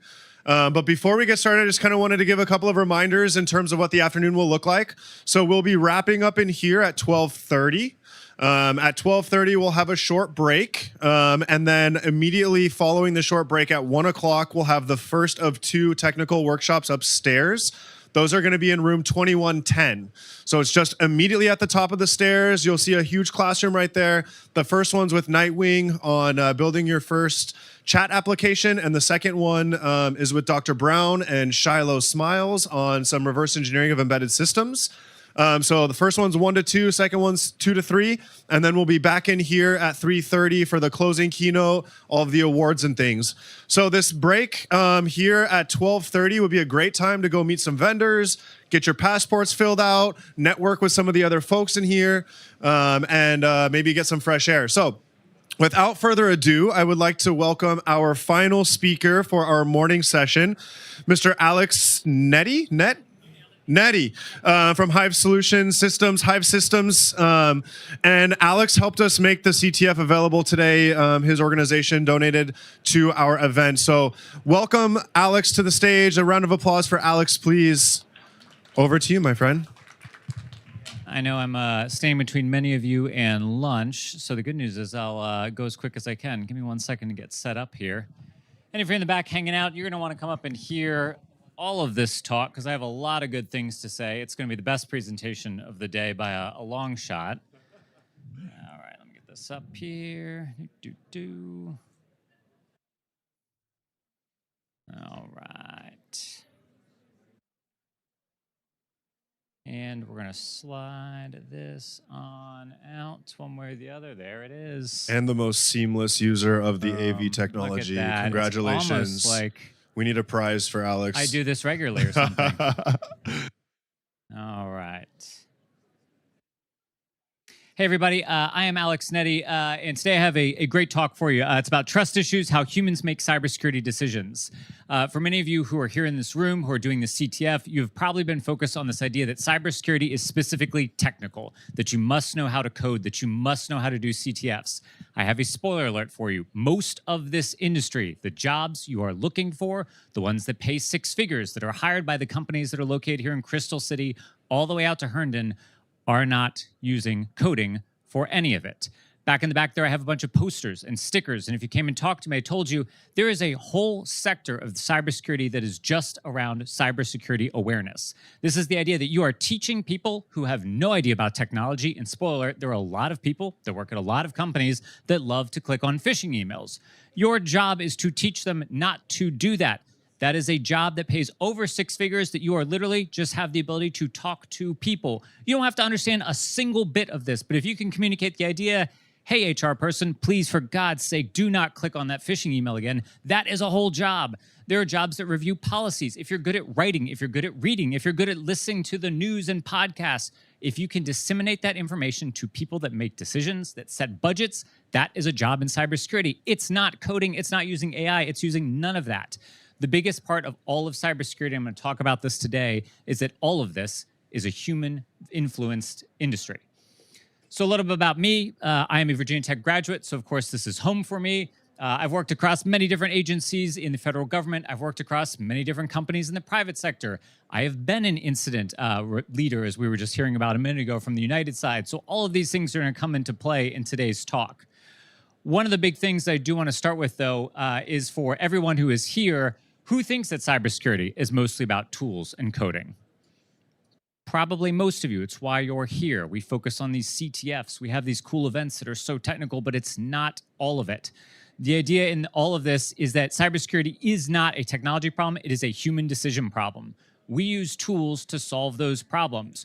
We use technology because it's faster, better, and cooler than paper. It's global. It does much more. The big idea is that we want to be on top of all of this day in and day out, and that's what cybersecurity has become for all of us. So one of the big things I have to ask then is, who, or really, and you can vote on this as I take all this down, what do you think is responsible for most data breaches and cyber incidents? Is it nation states? Is it 0 days? Is it ransomware? Is it phishing? Or something else? And you guys can raise your hands and tell me which of these you think is the #1 cause of data breaches and incidents. Yeah. Could be something else, maybe, yeah. The user, could be. Could be all of this, yeah. All good ones. This is a cool piece of research that we do at Hive Systems, which is my company, where we, and actually we're about to release our new version of this here for 2026. But this is an interesting analysis of how people look at data, what the actual data breaches are, what's researched in the news, and what people are searching on Google. So up first, this is a very famous report called the Verizon DBIR. It's the Data Breach Incident Report. And if you never read it, and yes, it's from that Verizon, like your phone, I know that sounds insane. They have an incredible cybersecurity arm of that company. And every year they do a bunch of research about how actual incidents happen. So for a lot of breaches, they start down here with system intrusion and social engineering. That tracks. That's stealing credentials, credit card information, information about employees. But over on the incident side, things like DDoS attacks and the like, that is leading the charge there. These are like bigger things where we have fancier attacks, things that are cooler, stuff that's worthy of making research and the news. And so as a result, there's this huge discrepancy where, for example, we're looking in the New York Times who are talking about lost and stolen assets a lot. Lost credentials, lost passwords, lost credit cards. Those are things consumers want. So if the only place you were getting news is from the New York Times, that actually does not jive with what's happening in the industry. If you're looking at research articles, that's great because it sort of lines up with how incidents are happening, but it's data breaches that are #1 thing that are affecting companies. If you're just searching Google or even asking AI, it's also misleading you. So this is a problem where we're going out in the world and we're going, these are the things that I think are going to impact the world. These are the jobs that I think I should have, and you may not be getting the full picture. One of the big things that we also look at then is that the confidence of that. So if I'm researching, I'm reading, I think I have a position on how all this works, I may be going down the wrong path. That's a huge problem. So for a lot of people who are at companies, they go, my password is strong, I never fail for phishing, or even, I know what I'm doing. I will give you an incredible story about this. So many years ago, I was in charge of running a phishing simulation program at a company. Again, my job is to send fake phishing emails to everybody at the company. That's a job. You can get paid to send emails. That's most jobs, I will be frank. But this one, I get to send fake emails. I was trying to trick people. The most insane part of this story is that my job was to actually let the CISO, the Chief Information Security Officer, know ahead of time. I had to get it approved. And I said, this is the email I'm going to send. He looked at it and goes, that's a great one. That's going to get a lot of people. So he has seen the email, he signed off on it, he knows what day I'm going to send the email. Perfect. The problem was that day he was at his house and he was waiting for a laptop to arrive for his daughter. His daughter's computer had gotten totally messed up. He had to ship it out. It was coming back. He needed to retrieve it. So he's at home and he's frustrated. He's got tons of other things to be doing. And this is a very large company. So he doesn't have time to be home. He doesn't want to be waiting for this laptop. He's super annoyed with his daughter. You guys have been there. He is waiting and waiting. The email that I sent out that month was about a missed delivery. And so he's in the back of the house doing stuff, and he gets this email, and he is furious because he wants to be back in the office. He doesn't want to be at home. He clicks on the email. Most of the time when we run these phishing simulations, we have a pop-up that pops up immediately. Lets you know. We call it a teachable moment. Hey, you clicked on this. I caught you in the moment. I need to let you know you've been fooled, and here's some things you can do better. This guy who literally signed off on this email not 5 days before clicked on that link. So when we talk about that anybody could fall for a phishing email, this person had intimate knowledge of the email that was coming, when it was coming, and how it was coming, and he still clicked on it. And he's the CISO of all people.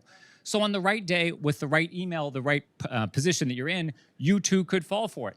This is a key part, that confidence that we think that we're the best at it, that we know everything, can be the difference between an organization being safe and not. All of that means that a lot of cybersecurity failures begin with overconfidence. This is one of my favorite graphics, and you may have seen it. This is our other piece of research that we put out on an annual basis. And you may have seen it on Reddit or Discord. But for passwords, there's an idea that based on how complex it is, it makes it more secure. So at your school or at work, they may say you need 100 characters. You need every different combination of letter and number and symbol. And that's all fine and well. In fact, if I do 12 characters right here, that'll take right now, based on most hardware, about 3 billion years to crack using a brute force method. That is a good thing. That means my password is secure. Check this out, though. If I did numbers only, or if I did lowercase letters only, and I had 18 characters, my password actually could end up being more secure than that. That's interesting because this password is a pain in the butt to remember, and this password could just be a long sentence like, I like small dogs that wear sweaters. That password is more secure than this one.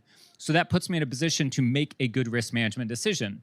The problem is most companies go, I'm supposed to be over here in this column, and so I do that. And then I force my users to change their password every 90 days. And what do? They add a number to the end, and then they increase that number by 1, 2, 3, 4, which becomes predictable. For a hacker who steals that password later on, they can recognize that pattern, and it puts that company at risk. But if I could have users change their passwords less often and even make them simpler, I would actually be making the company more secure. This is the human element.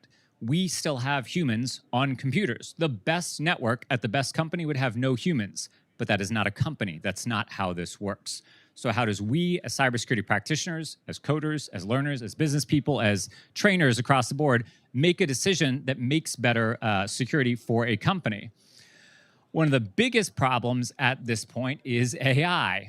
AI is not really been shown, and there's a big study out about how 90% of AI initiatives at companies have failed because AI has not been shown to be useful for most businesses. You know where AI is super useful at the moment? It's for perfect phishing emails. The days of mistyped emails, misspellings, things that don't sound good, or even just custom-built emails, those are all gone and here in many ways. We also have automated recon now, where they can go out and scan your entire LinkedIn, find your history, craft a perfectly email that comes out to you and says, hey, I know everything about you. You should connect with me. We also have code generation now, where I can literally craft malware and have that malware vary and mutate automatically for AI. AI has been awesome for hackers and scammers. That business is booming. That is a huge problem for us as cybersecurity practitioners. So as a result now, all of this AI in place, which was supposed to help us, is currently very much hurting us. Not useful for many businesses, super useful for reducing that barrier to entry. For those of you from your econ classes, we talk about how you get into something. That means that anybody now can craft malware as good as a real hacker. That means that anybody can craft phishing emails, even if that language isn't their first language. And so all of this suddenly just makes hackers not necessarily more elite, but it makes them more numerous. And that is a huge problem for us as cybersecurity practitioners. I do want to give one little note here on AI on the whole, and I think some other groups have talked about this and other folks up here. that AI is giving a lot of overconfidence in responses. One of the big things that we were talking about earlier is verifying AI output, understanding the logic, or you mistaking your confidence for all of this. One of the big things I have to recommend for you is AI is super useful. You should absolutely be using it. To not be using it will put you at a disadvantage in the job market, plain and simple. The interesting thing about using AI is not about the outputs. In fact, we don't really care about the outputs. There's a theory that these models are going to get better and smarter and more dangerous in many ways over the years. The question is, how do you apply your knowledge to create these barriers? AI, unfortunately, is still a predictive engine. So 9 times out of 10, if you say, I really want to generate a picture of a sign, it'll generate a picture of a sign. But on that 10th time, it's going to generate a picture of a trash can. And that's not helpful, because for business, we need to be 100% accurate all the time for the best outcome. By applying your knowledge, you can build guardrails. Generally, the sign is square, tall, has text on it, colors. If you give me something round and full of trash, that's bad. If you can tell it because you've used your knowledge about what is the expected output, that is legitimately a skill. That is the skill that we are looking for when you know how to use AI. In coding, I can do the same thing. I can say, craft me a phishing email that uses this person's LinkedIn, custom to this company, custom to the industry, right? Those guardrails are the knowledge that make you dangerous with AI. Knowing how to just type a prompt in a ChatGPT is fine, but crafting a good prompt and corralling that AI to do what you want, that makes it useful. So actually, we talked about this earlier, and this is very applicable to the world of AI, is this concept of human in the loop. You are the biggest part of this. You're the part that makes all of this happen. I do want to talk about a good incident that I had many, many years ago, and this one has kind of far-reaching consequences that came from it. So I was an incident commander at a Fortune 100 company, and one day I got a call from a person who is in physical security. And so at many companies, there is digital and cybersecurity, right, focusing on IT, the ones and zeros, but there is physical security, buildings, guards, gates. All that is great, except we got a call where a Good Samaritan had called in and said, hey, I was walking down the highway and I found a bunch of papers along the side of the road with your company's logo on it. I said, that's super weird. And also paper. I don't really do paper, but I guess, sure. What is it? And they said, it's a bunch of bank and financial statements. And we said, that's interesting. And so we started to track where the road was and maybe where we had been moving paper around. And what had ended up happening was we contracted with a third-party company to shred all of the documents at this company. So they come on site, we put all of the old documents and paper in there to shred, and they give you what's called a certificate of destruction.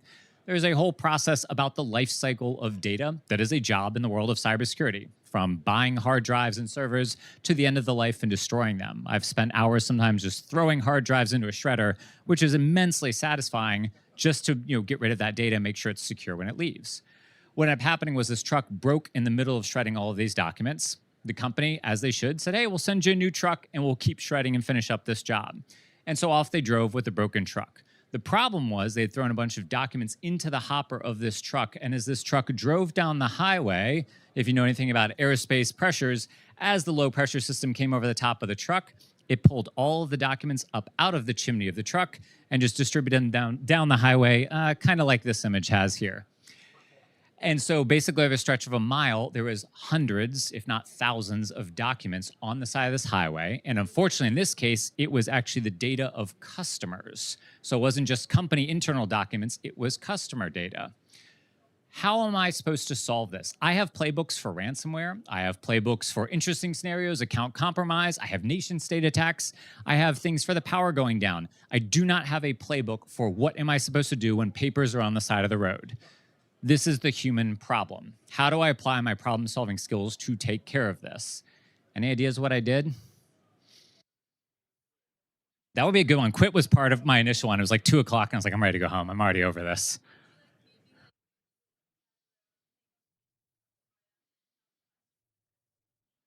Ooh, good start for that. What would be a good way to go collect all those papers? A vacuum's a good one, yeah. I probably need people, right?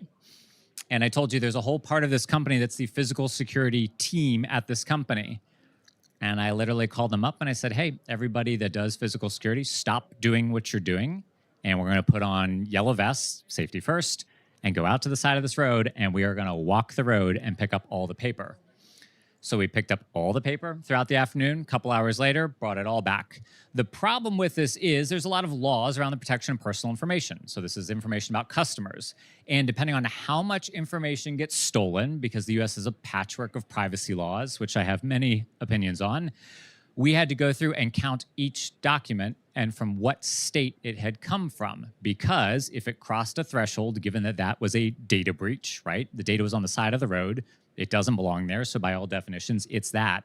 But if it had crossed the threshold for a number of documents from a number of state, we would have to notify that state, oftentimes the attorney generals that are there.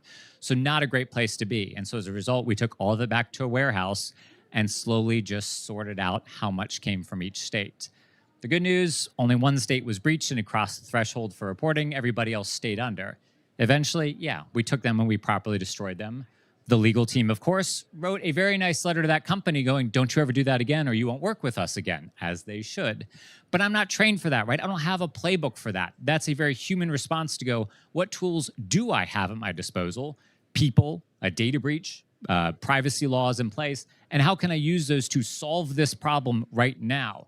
90% of my job day in and day out is problem solving. But that was a people-related issue, in this case, physically people walking around picking up paper.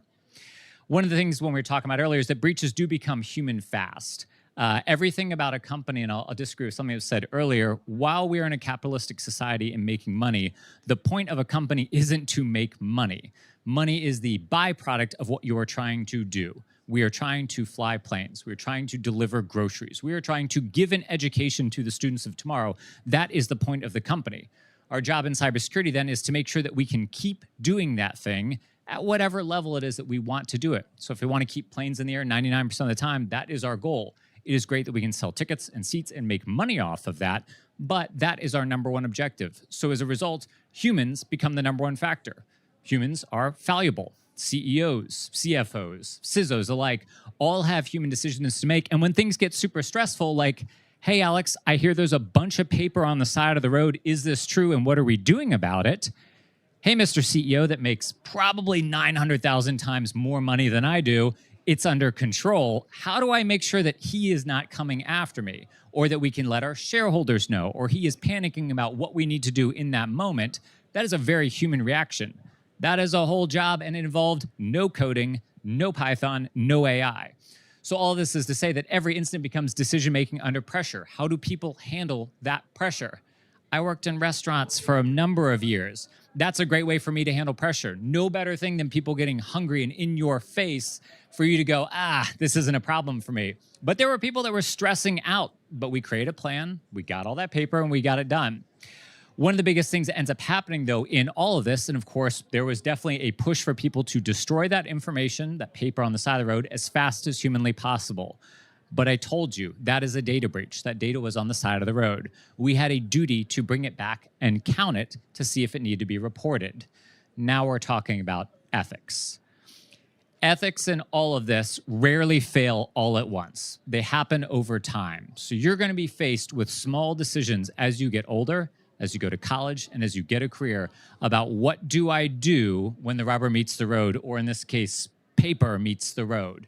What am I going to do when my CEO says, destroy it all and make sure nobody hears about this, versus counting and reporting like we are obligated to do? All of these start to compound over time. And so as a result, many cybersecurity failures, whether at help desks, whether at teams, whether at products, or even pushing bad code out to 90% of the world and taking down most of the airlines, CrowdStrike, those happen over time. They don't happen overnight. So all of those parts about just this once, no one's going to notice, I can take care of this, those do add up. So when I was talking about all of those parts earlier on with all the technical aspects, how we identify risks, how we manage the news we're taking in, and how AI plays into all of this, that all comes back to this kind of pivotal moment. Everything that we do has to be put under a microscope. And more importantly, it is your personal microscope. This is not something, unfortunately, that you can put on a resume, and that's a tough position for you. So maybe in this case, if we have a potential customer, and this happens very often, most of the industry at this point, if you work with a third party, you will send them a cybersecurity questionnaire. This is a whole profession within the world of cybersecurity, is answering questions and sending questions and managing this back and forth. You don't have to know anything about cybersecurity to do this. It is literally just an Excel spreadsheet that you take care of all the time. $100,000 job, no problem. But we will get questions like this. Do you have this control in place? Do you have encryption? Do you have encryption at this value? Do you guys have a contingency plan that is worthy of protecting our data as a third party? And especially if you're a small company and you have a big company that's now asking you this question, you are faced with a proposition. Do we lie so that we can win this contract and get this money? And you may be getting pressure from your CEO, CFO, somebody else who says, we need this contract to survive or you're out of a job. Are you now answering something like no or yes, or it's complicated when you have no business giving that answer? That is a huge proposition for you as an individual cybersecurity contributor. That brings up another ethical dilemma, especially for everyone sitting in the back there working on the CTF. Are you going to be a white hat or a black hat? The biggest problem in all of this is that it's really not a difference in your intelligence. It is the same job. The question is, for most of you, it's about restraint. It's about who you are. It's about what you choose to do. I think one of the biggest problems that I'm really noticing today is a lot of what we focus on is on these get-rich-quick schemes, that I can get money and I can do it fast. And I talked about earlier, where is AI helping people? It's with hacks and scams, and that's a huge problem for all of us. Same skills, same tools, same knowledge, but it is one decision for you. How are you going to proceed? How do you answer when things go wrong? How do you make decisions that impact your company? And how do you work day to day? If you discover a vulnerability at a company and it could make you money by holding them ransom, what do you do with that information?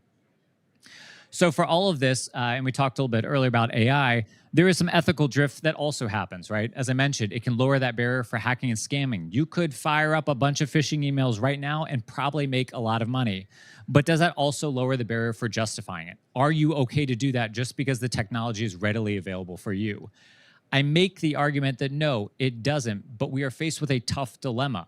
Whether it's economic, whether it's you want to go to college or not, all of these things add up and create a place where you are actually now faced with decisions that nobody has been faced with up until this point. So as a result, all of this new technology, everything that we've been talking about today and you read about in the news, it unfortunately doesn't remove the moral responsibility. What are you supposed to be doing for yourself, for your companies, for your communities writ large? Cyber risk is human. I talked about this earlier, but we misjudge things like probability. We chase hunches and headlines, and we overuse and overtrust the tools like AI. We underestimate that temptation. And so as a result, all of the things that we have at our disposal, which we have more tools and more technology than we have ever had before, creates a problem where tools don't create integrity. AI isn't going to tell you what to do. In fact, AI is probably going to misguide you and go, yeah, if your CEO is going to fire you and end the whole company, you probably shouldn't report that problem. That's not helpful advice, AI. Don't tell me that. So all of these tools won't help you make a decision. It comes down to you, the person, the human, your community, your colleagues, your coworkers, all of it. That is what makes this. That is cybersecurity. You're probably asking, how do I put that on a resume? How do I get a job by saying I'm a human? That's not going to do it. And we talked a little bit earlier about some of the technical aspects that go into it. Your ability to understand technology, how to enforce it, and your own moral ethics, that's what gets the job. That's what gets the job done and gets the job done right. So with all of that, you can enter a place where you can really decide, who am I? What are my technical skills going to be? What do I want to be in? Am I a good talker? Can I get into cybersecurity awareness training? Can I answer questionnaires because I'm really organized? Could I be a project manager because I can keep people on task and on time? Or am I going to be a coder and I'm really going to get into the weeds on all of this? But those decisions, how you approach it, the skills you learn, that defines your career. I'm now 15 years into my career, which is disgusting when I say it because it doesn't feel like it. I very much remember still trying to get into college. I very much remember being in your position. And so for me to be in a place now where I'm coming in and preaching this feels a lot harder. But this is the part that matters. This is who makes you in all of this. So cybersecurity, it's not about tools. It is about humans. It's about you, your colleagues, your coworkers, your community. Remember that as you look for a job in this career, and you'll be immensely successful. With that, I think it's lunchtime. Thank you. Who in here is a human? Right on. Mark. I really appreciate the talk, Alex, and something that you mentioned towards the end. The decisions that you're making now will certainly come back around. And here at the U.S. Cyber Games program, we recently had a talk on ethics and cyber. And one of the things is this long-term reputation, right? And the types of jobs, the types of projects, the types of opportunities that may come your way can hinge on decisions that you make today and the type of human that you are today. So thank you very much, Alex. It was a pleasure to have you. Appreciate it. And thank you so much for your support of our program for today's CTF. It is now break time for the next 25 minutes or so.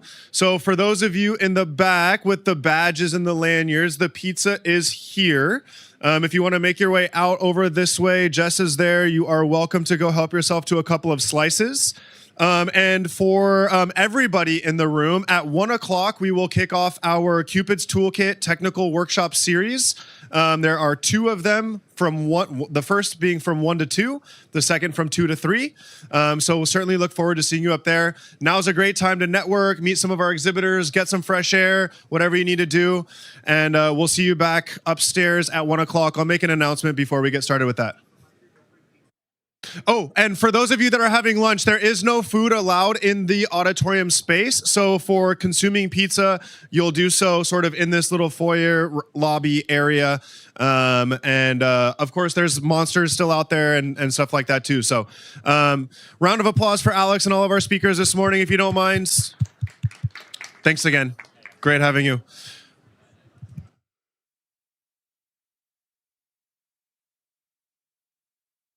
And last reminder, for those of you that are finishing your passport cards, there's a basket on the Play Cyber desk here, right in the middle. You're welcome to drop your completed card. Just make sure you write your name on the back so we know who you are when you've completed your passport, and we run our raffle this afternoon before we wrap up.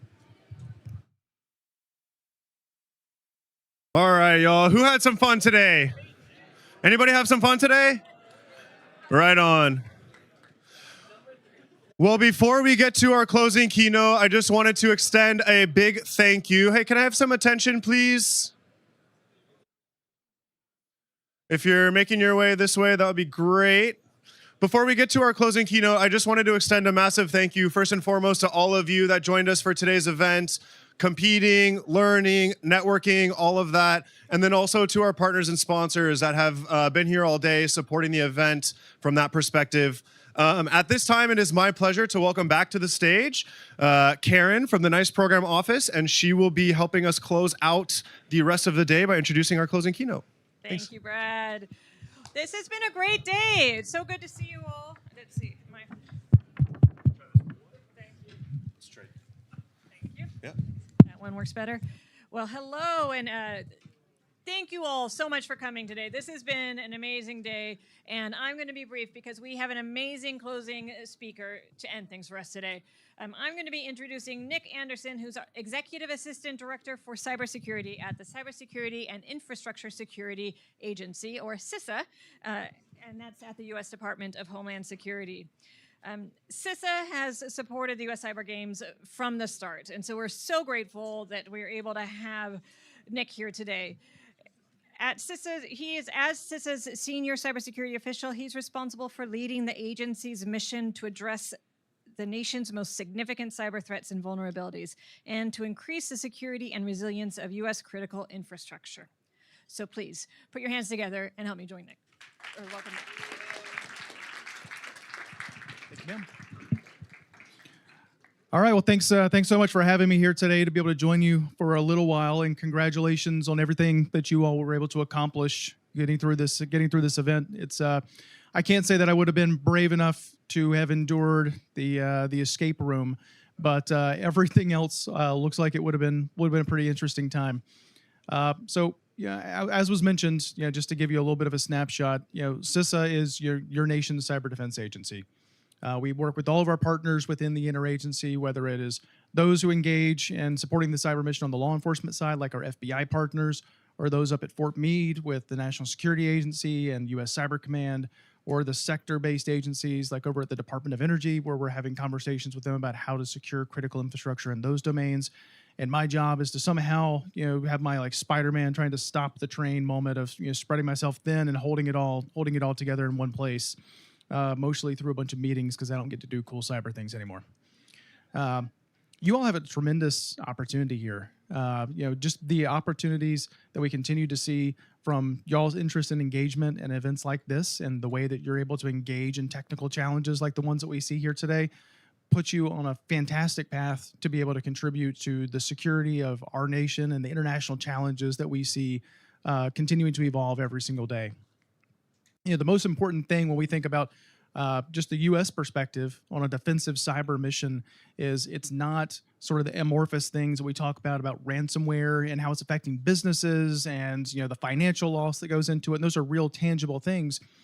This is about protecting our individual communities. This is about making sure that when we all walk into a room, for work or for school or for whatever it might be, that the lights turn on every single day. There's really, really interesting reporting that you all can go out there and see right now from places like the CERT in Poland, who's reporting just this last week about energy sector-based cyber attacks that they're seeing that potentially could have resulted in destructive activity and knocking out their energy grid. We've got water sector systems where we see malicious cyber actors every single day trying to go in there and either poison and changing the chemical composition of what keeps our drinking water clean and safe, or looking to take away availability within our local communities. So when we think about things like hurricanes hitting or these winter storms that we just experienced and the types of impacts that just affect people's lives, that's what we're trying to fix within the cybersecurity picture right now. It's not just about making sure that we talk about things like multi-factor authentication and securing our cyber systems. It's just about making sure that our friends and family and neighbors are safe as we continue to live our everyday lives. So the opportunities like this to continue to engage and continue to grow in this field are just so important, and I'm glad that CISA was able to continue to support this mission, and I'm deeply appreciative of our partners that are able to put this on and give us the opportunity to continue to engage with you all. At CISA, we do a tremendous amount of work, though just with 40-something different cyber advisories that we've had to put out over the course of the last year. We see these pervasive cyber threats deep within the supply chain. We see nation-state adversaries continuing to make moves against the United States and its interests, whether that's China, Russia, Iran, North Korea, or just the criminal-based cyber actors that we see every single day. There is no shortage of opportunities, no matter your area of interest in the field that is cybersecurity. So I just continued you all to continue to grow and continue to engage in those ways, continue to stay involved, with competitions like this one. There's a tremendous pathway, whether you decide to go straight into the workforce, whether you decide to go the college path, whether you decide to serve in the military in some capacity. There's tremendous opportunities that are out there to continue to stay engaged in these same sort of efforts. So I talked very briefly about the possibility of doing some questions and seeing maybe where I can talk to you a little bit about what the U.S. government is doing in this area. So if you don't ask questions, I'm just going to continue to ramble, and you're going to have to hear me go on about nation-state threat actors and critical infrastructure and turning out the lights in your neighborhood. If anyone has questions, I'm happy to bring a mic. Sorry, I didn't mean to make you run around. So I know this is like a new topic, but whenever post-quantum computing happens, like post-quantum cryptography, how are you gonna what? Yeah, defend against it. Yeah, I mean, that's a really good question. I mean, it's not even about, when we start looking at the availability of quantum computers and we start thinking about that as a problem for 2030 and beyond, it's not about defending against it then. It's about defending against it now. So we have, people who are committing espionage, because there's the destructive attacks and the blow things up attacks, that I made reference to, but there's just simple espionage attacks where we see people continuing to grab data day in and day out. So right now, for our well-resourced adversaries that we see in cyberspace, they can just grab that data right now and hold on to it. And as soon as they've got computing availability and resources to be able to do it, they're going to be able to easily decrypt that. So that's why strong encryption and strong encryption protocols are important today, as well as being able to get to post-quantum, cryptography safe certifications as well. So our friends over at NICE are part of an organization called NIST, the National Institute of Standards and Technologies, and they actually engage in certifying these cryptographic standards. So like the one we use on the federal government side right now is called FIPS 140-2 because it's such a catchy name. And looking at the next iteration of that is really important for us, so we can hurry up and make sure we're protecting people's data, because everybody has a special trust and confidence that they've put in the government to keep their information safe. Nobody wants their tax return or their health information or social security numbers or anything else. We don't want that information to be made available to the public. That's our personal information. And we have to use it to interact with the government in a variety of ways. So the government has a special responsibility to keep it safe. So we're looking at what are our own timelines for making sure that's safe. But yeah, the threat is here and now, that even in just a couple of years, once the computing resources are available, that we're going to have a whole different threat evolution of just zero privacy to limited privacy because of information availability. That's a good question. Awesome. Thank you. Great question. I have two back here, so I'm going to start with this young man. All right. Hello. So you probably won't be able to answer this question, just to preface that, but because at the moment, I might as well ask. So I heard from a couple of sources that the U.S. Cyber Command, they do like offensive stuff, right? Like offensive warfare, right? Stuff like that. And I was wondering, I heard from stories, like I couldn't hear anything official, but I was wondering, I heard that what the U.S. Cyber Command did during like the Venezuelan attacks was like they put down like the power grids, and they temporarily took down like the power grids in Venezuela. And I was wondering if that's something that actually happened. I don't know if you can answer that. Yeah, absolutely not. No, not even a little bit. No. But yeah, no. thank you. But I will preface it by saying, I just got through talking about energy sector cyber attacks and everything else and what we saw in Poland. So, you can go look. Like I said, you can just go to the Polish CERT and look at their website. They published a fantastic report about destructive attacks on the energy infrastructure. So, are attacks on energy infrastructure possible? They 100% are. And we've got a problem here, too. It sounds like you'd be a terrific candidate for joining the military and going to Cyber Command.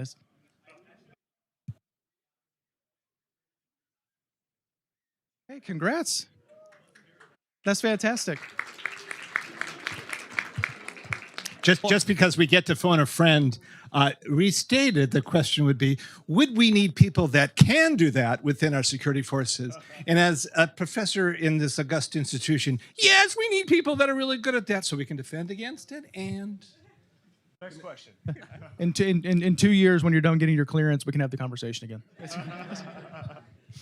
All right, so thank you for coming. And my question is, with the government's involvement with cybersecurity and making it, just advancing what we're currently in, I noticed that policy is the biggest, I guess, what slows us down in implementing cyber and the rules and regulations. So what are you guys looking for when it comes to in the future for establishing what can help companies, private companies, people with their cyber information, their data? What type of policy? Why is it taking so long? And what would you guys need from us to come into the workforce to change why it's so slow and to make it go faster? Yeah, so that's a good question. So there are lots of different emerging policy areas like we talked about PQC a few minutes ago, and artificial intelligence, and a couple of others. I think when you look at the government trying to provide solutions, I think the government's not fantastic at providing solutions. I think private industry moves an awful lot faster than the government does in this area. I think there are a lot of opportunities within the policy space for people that are interested. Cyber doesn't just mean having to be hands on keyboard and having to take on a hyper technical role or attacking somebody's critical infrastructure. But we've got lots of different areas. The problem is trying to get a solution that is so broadly applicable that anybody can pick it up and use it, or making guidance that's so broadly applicable that anybody can use it. So when we provide things like CISA just updated its CPGs, our cyber performance goals. We have to be able to make something that's going to be 85 to 90% applicable, whether it's a place like I used to be a state CISO in Vermont. Vermont has almost absolutely no resources at a state government level to really be able to engage in cybersecurity in a substantive way. So I have to be able to set goals that, Coca-Cola, massive multinational corporation, can use, and state of Vermont, almost absolutely no cyber resources, can be able to use, and we can have an apples to apples comparison about what are some of those gaps and what are the areas that we're trying to address. Otherwise, we're just going to be continuing to have a conversation about haves and have-nots in this space. And that's why, in general, when you see policies that come out of the government, it should be looked at as a minimum standard or a minimum baseline of here's the absolute minimum that we think people should do to address this, and understanding that everybody's going to have to tailor those solutions based on their own risk environment. because he's back here trying to blow up your lights, and she's trying to steal your data, before quantum computers are a thing and everything else. And just to add on to what you were saying, we've noticed how corporate it's changing and what we need and what we need in companies. I would say implementing teams with like all different sectors of the company to get information based on how they worked, to be able to implement on to make policy that everyone can use, because we need everyone's input. You can't just make from your own perspective. So maybe changing that, framework of how the teams work. I don't know. That makes sense. Yeah, exactly. Great. And this gentleman here, and then I'm going to pop over to this man over here. So like, does like Cyber Command use do you guys like have like a essentially rules about like data collection for user safety, like for like AI or just like in general, like cookies and trackers? Yeah, so we've got, I'm going to answer that in two parts. One, like, yes, we've got data standards that we maintain for both internal government system use, things that we want our users to do on the U.S. government side to be able to be safe when they're operating online and to make sure we're not introducing risk into U.S. government systems. And then anytime we're interacting with the public as well, where we may be collecting information from the public, then we have an entirely different and higher level standard of making sure that we're abiding by, constitutional rights protections and privacy and civil liberties laws and everything else that go into making sure that we're maintaining safety and security and collecting information in a way that's going to be secure. Whether that's, a law enforcement member that's doing that, or, I know your question was about Cyber Command, and I'm not really answering about Cyber Command. I'm not sure why this is Cyber Command row back here, but it's what's that? No, it's okay. That's okay. Sometimes I forget my name. It's the end of the day, and I didn't grab a monster on the way in here. I'm from CISA, but it's cool. We're all one big federal family. But yes, the shorter answer to your question is, yeah, we have data standards that we maintain, whether that's information that we're collecting with partners and that companies might be providing to us to help secure them, or our internal government data. Thank you, Nick. Maybe one more here, unless anyone else has a burning question. We might close out with this gentleman here. Good afternoon, sir. Thank you for coming out. I have kind of more of a strategic question when it comes to AI and the government's position on AI. I think anyone who's actually been working in this space for a little while could tell you that obviously AI has completely been changing the game on cyber and cybersecurity, introducing in a whole new bucket of things to care about. And in a lot of ways, it acts as a bit of a force multiplier. But the problem that I'm seeing is that it acts especially as a force multiplier for offensive cyber operations. And we see it empowering our adversaries to essentially as a force multiplier to be able to more efficiently attack us with less resource expenditure and whatnot. Obviously, we're capable of using the same, but I wonder what your opinion is of whether AI presents as much of a force multiplier for us as a defensive tool as it does to our adversaries as an offensive tool. Well, I think I don't know. I got no idea. I don't know if I could equally weight the two, but I think all of your points are accurate. I think my biggest concern with adversary use of AI right now is just there's not going to be anywhere to hide. Typically we've been able to say, a company either through a friendly vulnerability researcher that discloses it, or their own internal research and security processes, or things that we see exploited in the wild, releases a CVE. If we know that it's being exploited, then we put it in what's called the KEV, the Known Exploited Vulnerabilities Database. And generally the KEV will come with certain timelines that we want to see people meet for remediating those vulnerabilities. Those timelines are going to have to shrink so significantly because of the volumetric increase that we're going to see in potential exploitation on the attack surface. Because to your point, it is speed to mission for those people that are using it for adversarial purposes. So that's really my big concern right now, is just having the conversation with people like, you can't kick this can down the road. If we're telling you that we make a KEV entry and that we know that this is being exploited in the wild, this isn't a lab-based proof of concept, you don't have 2 weeks anymore.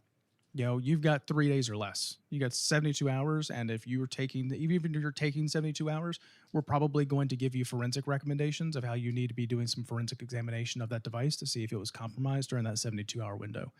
Because they're moving exceptionally fast, and it's a big concern for us as well. as we continue to see companies within the supply chain that are potentially compromised, and it's not just core infrastructure they're maintaining for espionage purposes, but it's actually going into compromise that is then shifting laterally to like their bug bounty platforms and being able to compromise where are all the unresolved security vulnerabilities that people have reported to them. And that, again, that provides a fantastic weaponization opportunity for these people. But we are blessed in this country with adversaries who have been very clear-eyed in stating their intentions, to be able to overtake us in this space, and for how quickly they want to move, and for the years in which we're going to see the next 2 to 5 years of their advancement of their capabilities. So we know it's something that they're going to do. I think we just have to be able to meet the moment and respond to make it where AI can become just as beneficial a tool on the defensive operator side, and not just typical SIMX or. Just to kind of close us out, with most of the audience here being students, and Cat's Eye Play Cyber really doubling down on the cyber workforce development aspect, maybe talk about a little bit of the internship, apprenticeship, sort of hiring needs from CISA. Yeah, sure. And again, so we're closing it out. I just want to say thank you again to you all for having me and let me talk to y'all for a few minutes today. And thank you to everybody who had some hand in helping to organize this. We have several different internship opportunities and several different sort of entry-level job opportunities that are there. The first and foremost that I would encourage all of you to look at, especially if you're deciding to go the college route, is look at the scholarship for service opportunities that are out there. That's co-sponsored with the National Science Foundation. And it's essentially, I'm sure that several of you are already familiar with it, but it's a year-for-year service scholarship that then you come into the government and you serve.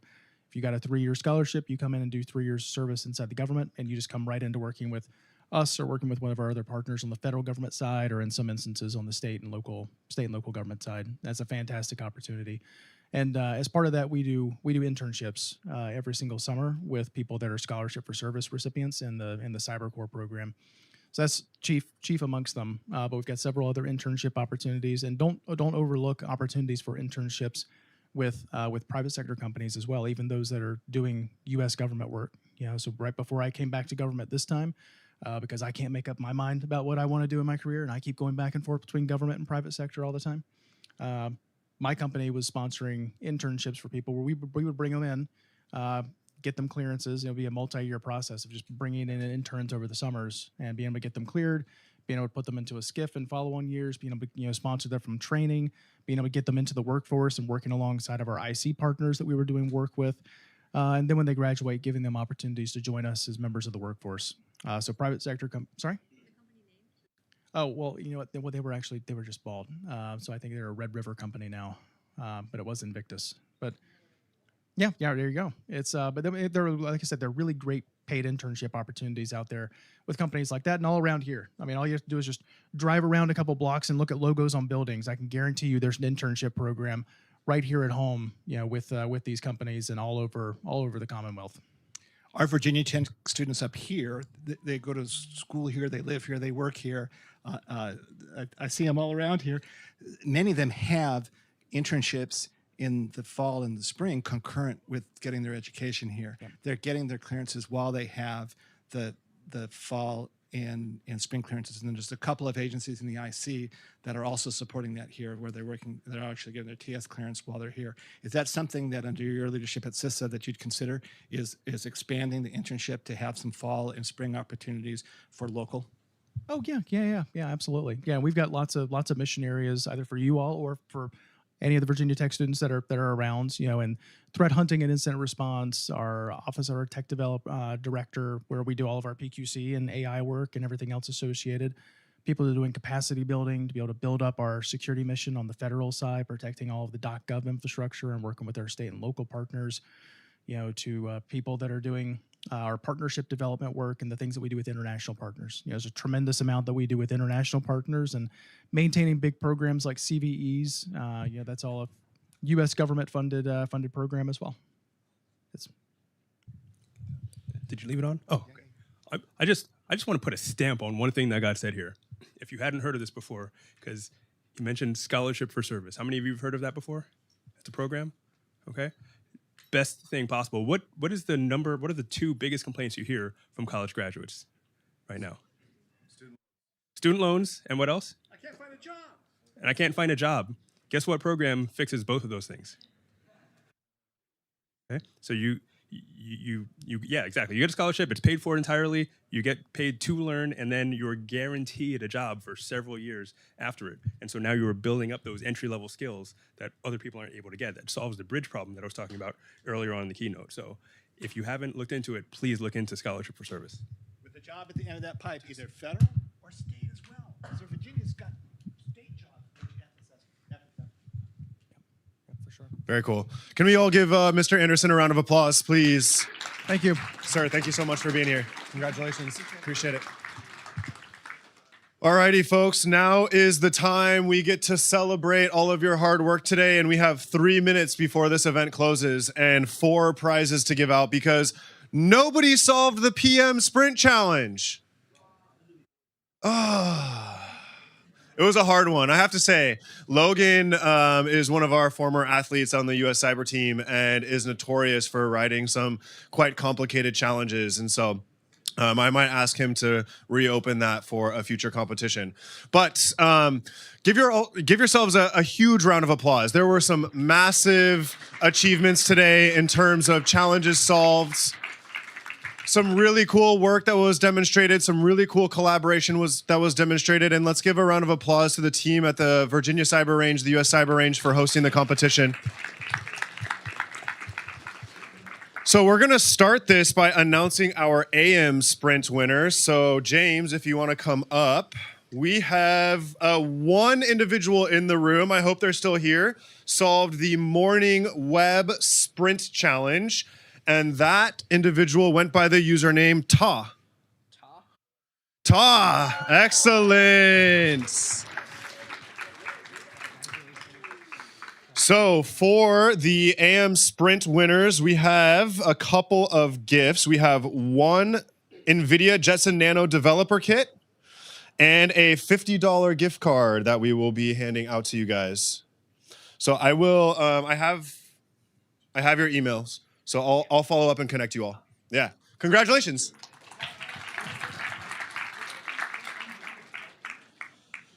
Moving forward into the top 3 from today's No Love Brawl CTF, the 3rd place winner receives a VIP Plus subscription for 1 month to Hack the Box.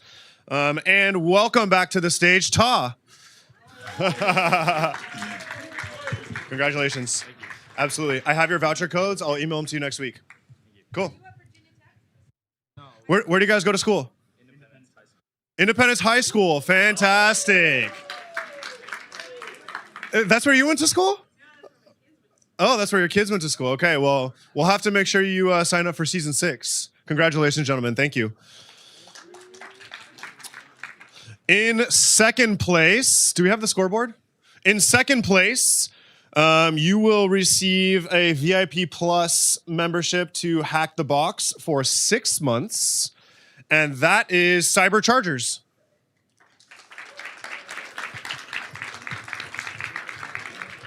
Congratulations. What's your name? Elvin. Aiden. Fantastic. Congratulations, guys. Where do you guys go to school? Chantilly High School. Chantilly High School. Fantastic. Round of applause for Cyber Chargers in 2nd place. Congratulations, guys. I have your vouchers. I'll email them to you next week. Thank you. Yeah, have a great rest of your day. And in 1st place overall for an annual VIP Plus membership and a $50 gift card, we have George Filipov. Ow! One-man show? One-man show. Congratulations, my friend. Tell folks a little bit about your experience today and some of the challenge that you like the best. So today was pretty fun. A lot of interesting challenges from the Virginia Cyber Range. My favorite one was another notes something. I think Sala made that challenge. So for those who didn't get it, it was a DOM clobbering challenge where you had to pretty much hack the source code to give you an XSS. It's a whole process, but I would say search it up in your free time. It's a really cool technique. Yeah. Where do you go to school? UCF. So UCF is University of Central Florida. Yeah. UCF is pretty well known for their skills down there in the cyber competition space. They're always winning lots of things. So annual subscription, VIP Plus to Hack the Box, and a $50 gift card courtesy of ISSA. Congratulations, potentially. Okay. We'll talk about that. Are those the passports? Excellent. Jess, you want to draw a couple passports?